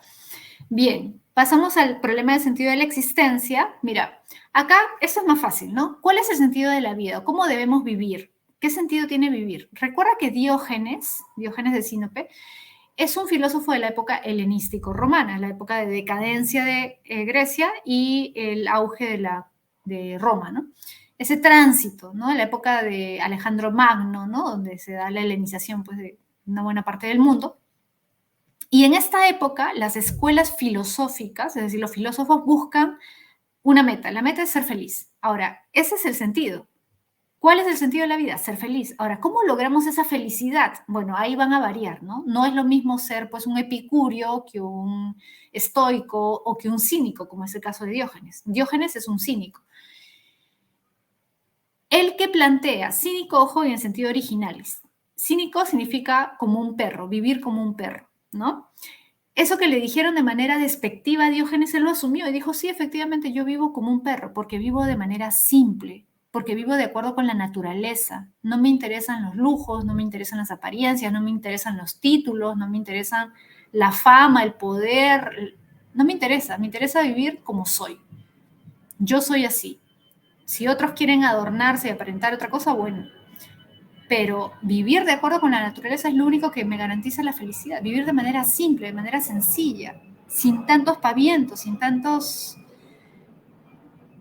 tanta mentira, ¿no? Sin tanto engaño. Por eso dice, el hombre solo es feliz cuando vive guiándose por la libertad de hacer y decir lo que siente y piensa. Claro, lo peor que tú puedes hacer es vivir como esclavo, pero ojo, vivir como esclavo para Diógenes significa vivir dependiendo de otro, vivir dependiendo del qué dirán, del qué pensarán. Lo hago porque ellos quieren esto, lo hago porque ellos me van a ver bien si hago esto, ¿no? O me van a ver mal si decido otra cosa. Eso es ser esclavo. Ojo, para Diógenes es más esclavo ese que el esclavo que hace cosas por orden de otro. O sea, me refiero al esclavo tradicional. En realidad muchos viven como esclavos. Viven esclavos de las apariencias, viven esclavos de las cosas que tienen. Porque cuando tienes más cosas, tienes que cuidarlas. Y necesita tiempo, preocupaciones, dinero. Si tienes muchas cosas, sales de tu casa y estás preocupado, pues te roban o que pasa algo, vas a perder mucho. Pero si no tienes nada, ¿qué vas a perder? Nada. ¿Mm? Entonces, a eso se refiere Diógenes. El hombre vive feliz cuando dice lo que siente y lo que piensa. Por eso que Alejandro Magno, ¿te acuerdas la famosa anécdota, no? Alejandro le ofrece cualquier cosa que Diógenes quiere. Le dice, pídeme lo que desees y yo te lo concedo. Y Diógenes, ¿qué le dice? ¿Qué le responde? Solamente quiero que te retires de ahí porque me estás tapando la luz del sol. Nada más. ¿Le tuvo miedo a Alejandro? No, no le tuvo miedo. Ojo, no es solamente que no le pidió nada, sino porque era una afrenta responderle así al rey de Grecia. Alejandro era el rey de Grecia en ese momento. Y Diógenes no le tuvo miedo, no tuvo miedo a las consecuencias, dijo lo que pensaba. Y por eso Alejandro, admirado de esa honestidad, dijo, si no fuera Alejandro, me gustaría haber sido Diógenes. Bueno, eso dice la anécdota, ¿no? En fin, la anécdota del bípedo sin plumas también, ¿no? Sí, efectivamente Platón, o sea, se dice que una vez Diógenes estaba en uno de las tertulias, ¿no? De Platón, y Platón dijo que el hombre era un bípedo sin plumas, y al día siguiente, a los días, Diógenes lleva un pollo desplumado y se lo tira y le dice, ahí está tu hombre, para, para graficar lo que supuestamente había dicho Platón. Sí, pues. Bien. A ver. Sí, hacía cada cosa Diógenes. Ya. Heidegger. Vamos a Heidegger. Heidegger, ojo, es considerado el padre del existencialismo, el primer existencialista. ¿Por qué? Porque Heidegger hace énfasis en el sentido de la existencia, en darle un sentido a nuestra existencia. Ojo, para Heidegger no hay un sentido definido, no es que hay un sentido ya hecho que tenemos que descubrir, no. Cada uno le puede dar un sentido a su existencia. Pero solamente podemos darle un sentido a nuestra existencia si aceptamos el hecho de que vamos a morir. Ahora, lo que diferencia al hombre del animal es que el hombre es consciente de que va a morir. El animal no es consciente. El animal no sabe que va a morir. Nosotros sí. Eso es lo que nos diferencia. Pero la cuestión para Heidegger no es simplemente saber que vas a morir, sino aceptar el hecho de la muerte. Es decir, ser consciente verdaderamente de que vas a morir significa que valoras tu existencia. Porque si no asumes el hecho de la muerte y lo que pasa simplemente es que vives en automático y vas haciendo las cosas porque, bueno, hay que hacerlas, ¿no? Pero si eres completamente consciente de que hay un final y que no sabes cuándo va a llegar ese final, le tratas de dar un sentido a tu vida cada día. No permites que tu vida se vuelva monótona. No permites que tu vida simplemente consista en hacer lo que todos hacen porque todos lo hacen, sino que tratas de encontrarle un verdadero sentido. Por eso él habla del sentido auténtico, ¿sí? ¿Sí? Existencialismo, padre del existencialismo, ¿sí? Algunos lo consideran así, padre del existencialismo o el primer existencialista, ¿ya?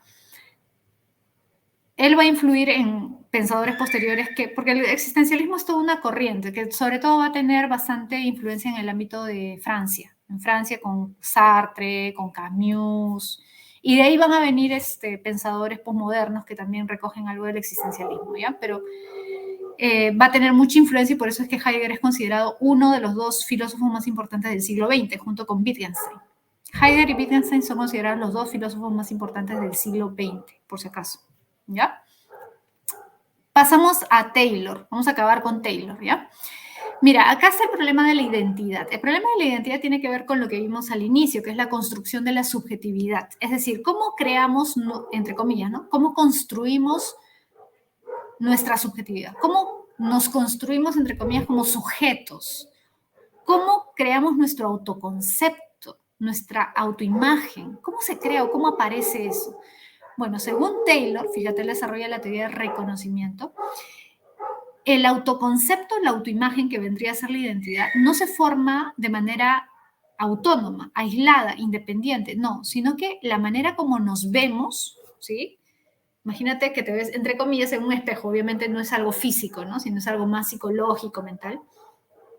Está determinado por cómo la sociedad te dice que eres. O sea, la sociedad es como un gran espejo en el que tú te ves reflejado. Evidentemente, si la sociedad te da una imagen negativa de ti mismo, vas a tener un autoconcepto negativo, una identidad mala, mal formada, ¿no?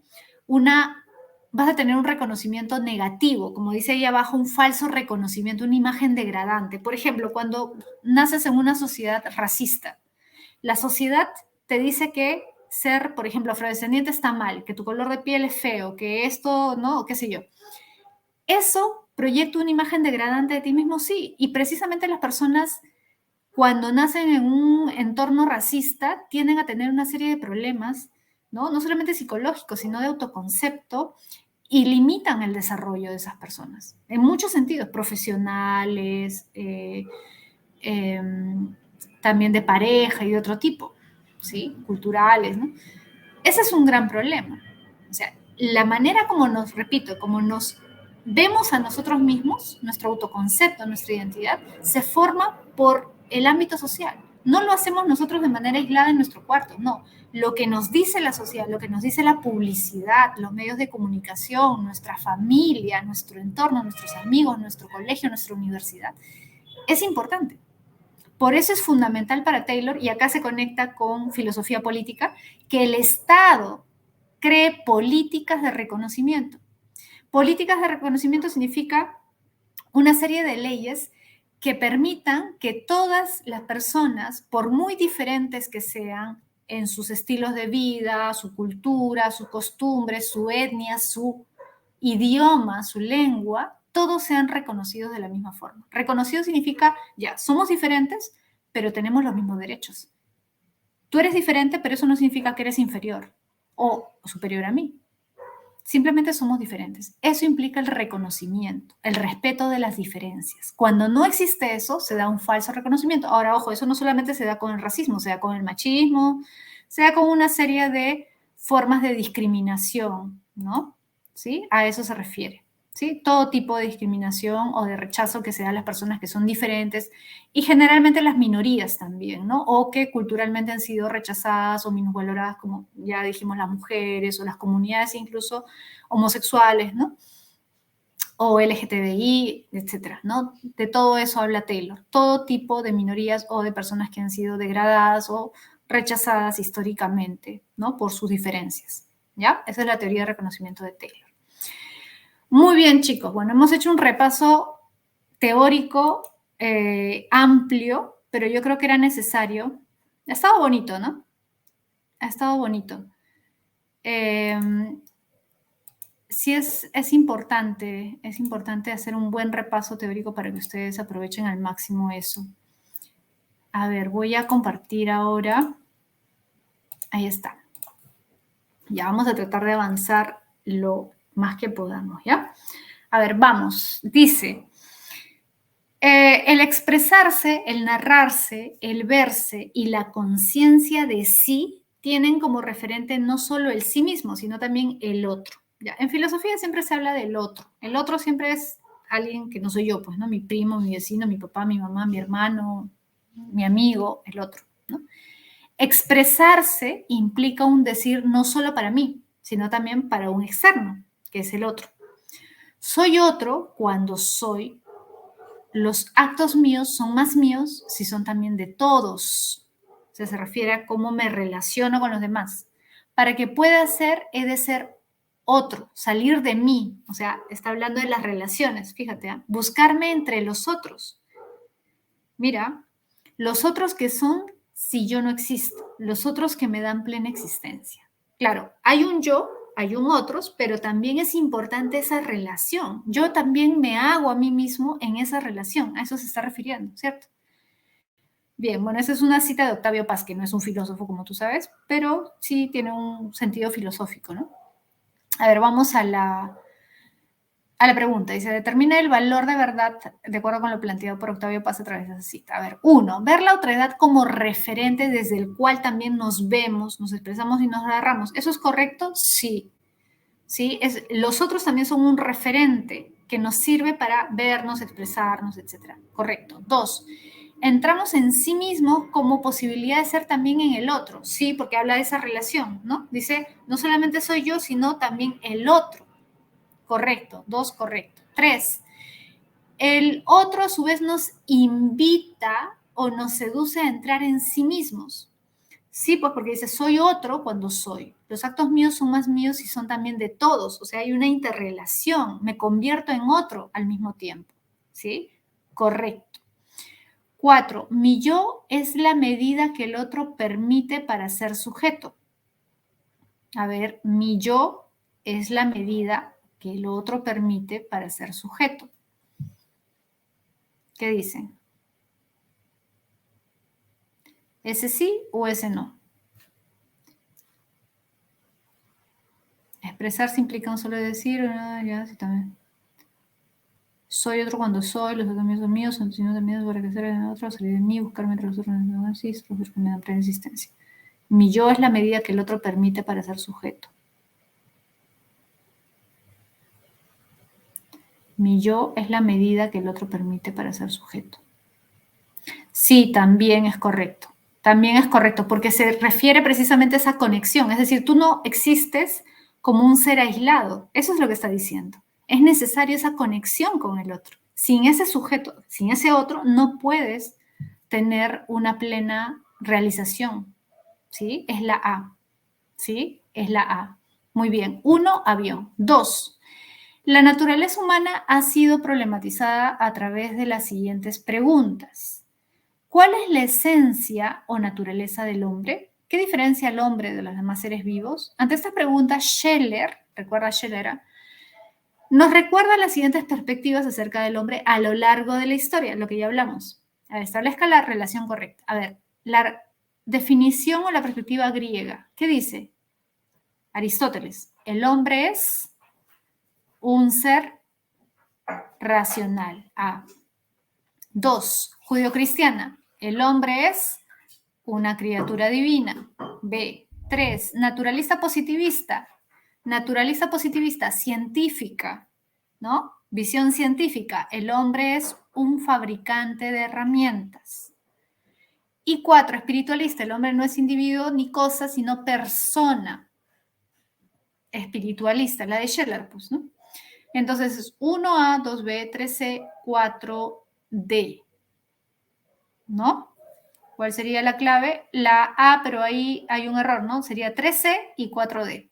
3C y 4D, ¿ya? Vamos a ponerle la A, pero vamos a cambiarle ahí. 3C y 4D. ¿Ya, chicos? Sí, pues ahí se han confundido en la clave, no te preocupes. Le vamos a poner la A, ¿ya? Vamos a la 3.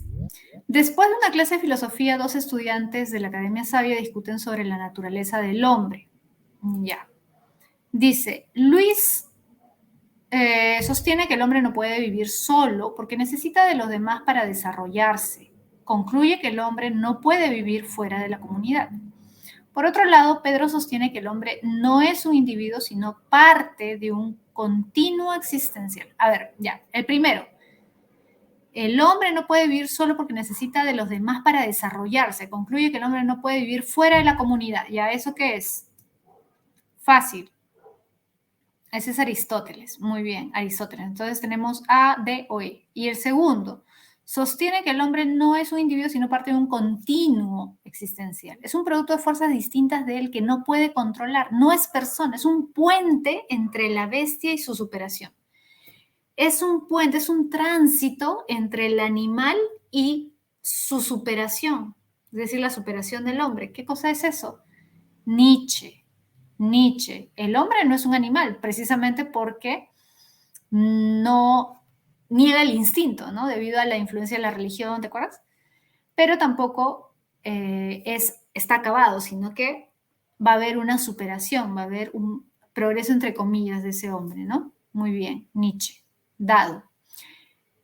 4. Un profesor de filosofía declara lo siguiente. Algunos animales han mostrado altos niveles de inteligencia.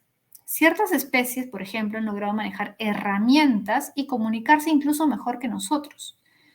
Lo que nos hace especiales como especie es nuestra facilidad para crear conceptos o símbolos cada vez más complejos.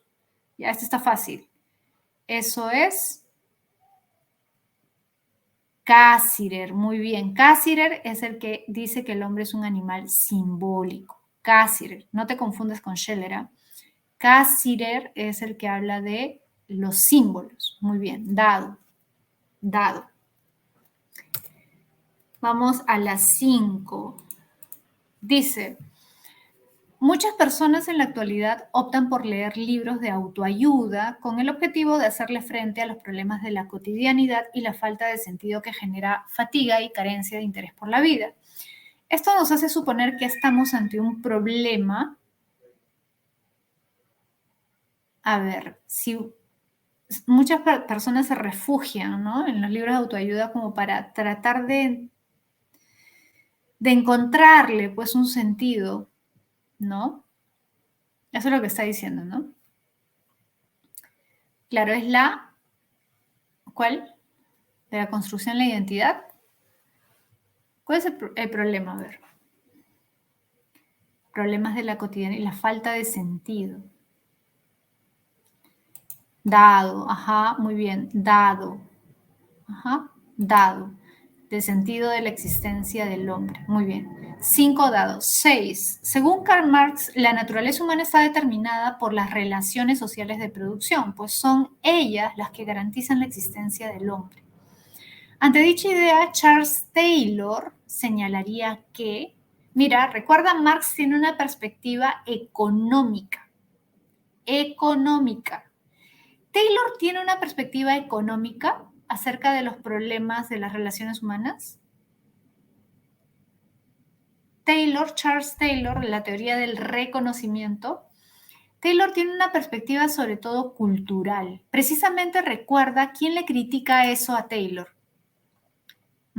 Hay una persona que le critica esa falta de conciencia social, de conciencia económica, que dice, es cierto que hay injusticias cuando hay, por ejemplo, discriminación, es una forma de injusticia, pero hay otra forma de injusticia de la que no se percata Taylor, o que olvida, mejor dicho, Taylor, que es la injusticia económica. Habermas es uno de ellos, es cierto, Habermas, pero también hay una persona que se habla más en los medios, incluso han venido preguntas en examen de admisión, que es Fraser. Muy bien, Nancy Fraser. Nancy Fraser, recuerda que habla de la bidimensionalidad de la justicia y dice, ¿hay injusticia en el mundo cuando alguien discrimina a alguien por su color de piel? Sí, pero también hay injusticia cuando hay gente pobre que muere de hambre o hay gente que es explotada, ¿no? Y cosas de ese tipo, ¿no? Entonces hay injusticia económica y Taylor no habla de la injusticia económica, ¿ya? Entonces, ¿cuál sería la clave ahí? Taylor no tiene en cuenta lo económico, por si acaso, solo lo cultural. O sea, la discriminación por razones de lengua, costumbres o de opción sexual, ¿no? Ese tipo de cosas. O de inclinación sexual, no sé cómo quieras llamarlo.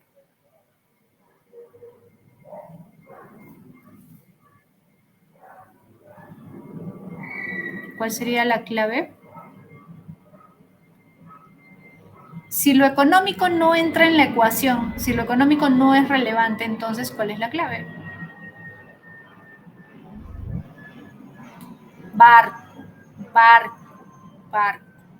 Es barco. Es a través del reconocimiento como conformamos nuestro ser social. Es decir, no es por las relaciones productivas. Por eso la C no puede ser, porque dice reconocimiento no puede manifestarse sin dichas relaciones. O sea, ¿me está diciendo que son fundamentales las relaciones productivas? ¿Eso es lo que está diciendo la C? No.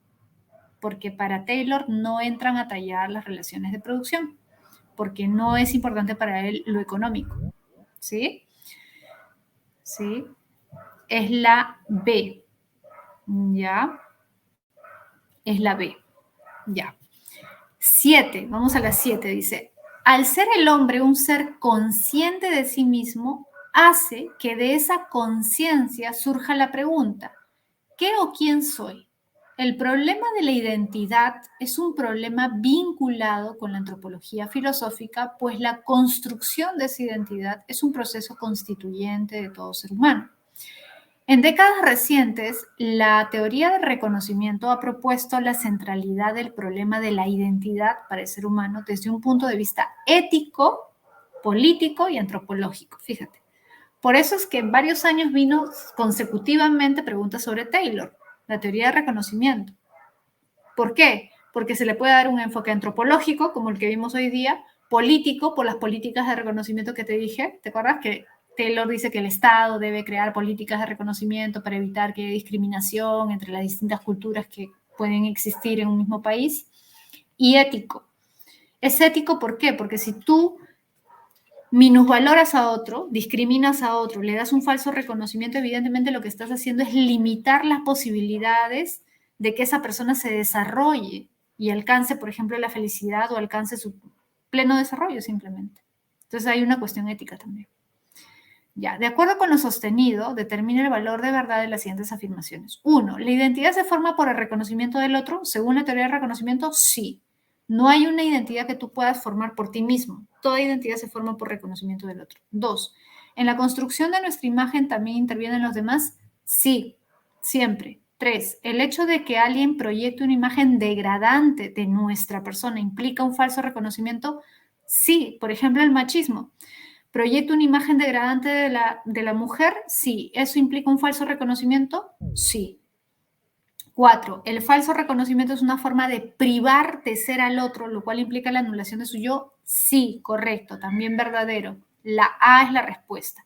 ¿Por qué una manera de privar? Porque, por ejemplo, en el caso del machismo, tú encasillas a la mujer en cierta forma de ser o ciertas actividades. Si eres mujer, puedes hacer esto, debes cocinar, debes encargarte de las labores del hogar, no puedes dedicarte a este tipo de trabajos, qué sé yo. Ya, ¿eso es una forma de anular? Sí. ¿A la persona? Sí. Porque le estás privando de otras posibilidades. Eso es un falso reconocimiento. ¿Ya? Igual con otros casos, ¿no? No solamente en el caso del machismo, sino en otro tipo de casos. ¿Sí? Muy bien. Árbol. 8. Según Descartes, el hombre está constituido por mente y corporalidad, siendo la mente lo que lo distingue del resto de seres vivientes. Ojo, el hombre es mente y corporalidad. Ya. Frente a ello, Aristóteles, a ver, ¿qué diría Aristóteles de esto? ¿Estaría completamente de acuerdo, ya que el hombre es materia y alma? Había algo a lo que Aristóteles también le hacía mucho énfasis, que acá no está en Descartes. ¿Qué sería eso? Hay un aspecto de lo humano que es fundamental para que el hombre desarrolle todas esas capacidades que Descartes no considera. ¿Qué es lo? Claro, muy bien, Johan, muy bien, Jordi, Jorge, ajá, la D, dado, dado. Concordaría parcialmente, sí, hasta cierto punto está bien, diría, pero hay un aspecto social. El aspecto social también es importante, ¿sí? Muy bien, es la D, ¿ya? 9. Cuando Ricardo escuchó la definición de hombre como animal racional, se quedó sorprendido y luego de un tiempo pensó que no es la capacidad de pensar lo que tiene de singular, sino la posibilidad de pensarse a sí mismo. En efecto, el hombre puede reflexionar sobre lo que dice y lo que hace, dice Ricardo. Podemos concluir de acuerdo con su reflexión que, o sea, no solamente es su capacidad de razonar y de pensar, sino que hay algo más. ¿Cuál sería la clave?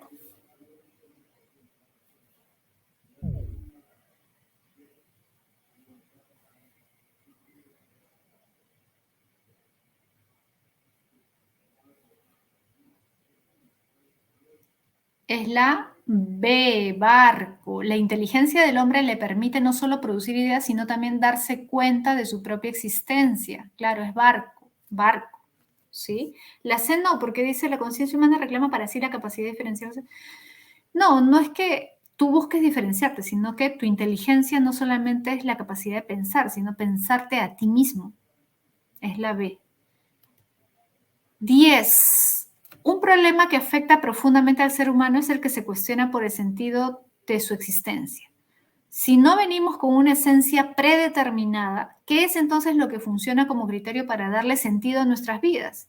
Esta pregunta y otras en torno al sentido de la existencia fueron centrales para la corriente filosófica conocida como existencialismo. A ver, vamos a ver verdadero o falso. 1. Para Sartre. Sartre es un existencialista francés. El hombre es un proyecto, un ser para sí correcto. Recuerda Para Sartre, el hombre es libertad absoluta. Es plena libertad. Él puede hacer con su vida lo que él desee. El hombre es libertad plena. Por eso es un proyecto. Siempre está proyectado al futuro. Puede hacer miles de cosas. ¿Ya? Es un ser para sí, efectivamente. 2. Heidegger sostiene que somos arrojados a un mundo al que no pedimos venir y estamos condenados a ser libres. Correcto, eso también es correcto. Para Heidegger somos seres arrojados al mundo en el sentido de que estamos acá, nadie pidió venir acá, pero tienes que hacer algo con tu vida. Entonces tenemos que tomar una serie de decisiones, ¿no? Darle un sentido a nuestra existencia correcto. 3. Camus sostiene que la única certeza que tiene el ser humano es que va a morir. Sí, correcto. Es más, Camus dice, el único problema verdaderamente filosófico es el problema del suicidio. Camus reflexiona mucho sobre el tema de la muerte. Correcto. 4. Para Nietzsche, el hombre es un puente entre la bestia y el superhombre. Sí, ya vimos eso. Correcto. A. Todas son verdaderas. Todas son verdaderas. Ya, chicos, creo que ya se tienen que ir a su siguiente clase. ¿Sí, no? Ya, vamos a dar las otras claves, ¿ya? 11. A ver, ¿cuál es la clave de la 11? Ya, dado. 11, dado. 11 dado, 12. Elefante. Elefante.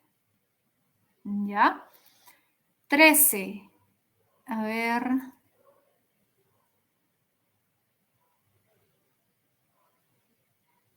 Dado. 13 dado. 14. Árbol. 14 árbol. Y 15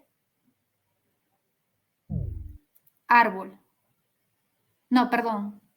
15 dado. 15 dado. ¿Ya?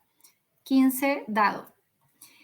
Bien, chicos, entonces ahí lo dejamos y ya nos vemos la próxima semana. Les mando un abrazo a todos ustedes. Espero que nos veamos la próxima semana, ¿ya? Cuídense mucho, chicos. Chao, chao. Nos vemos.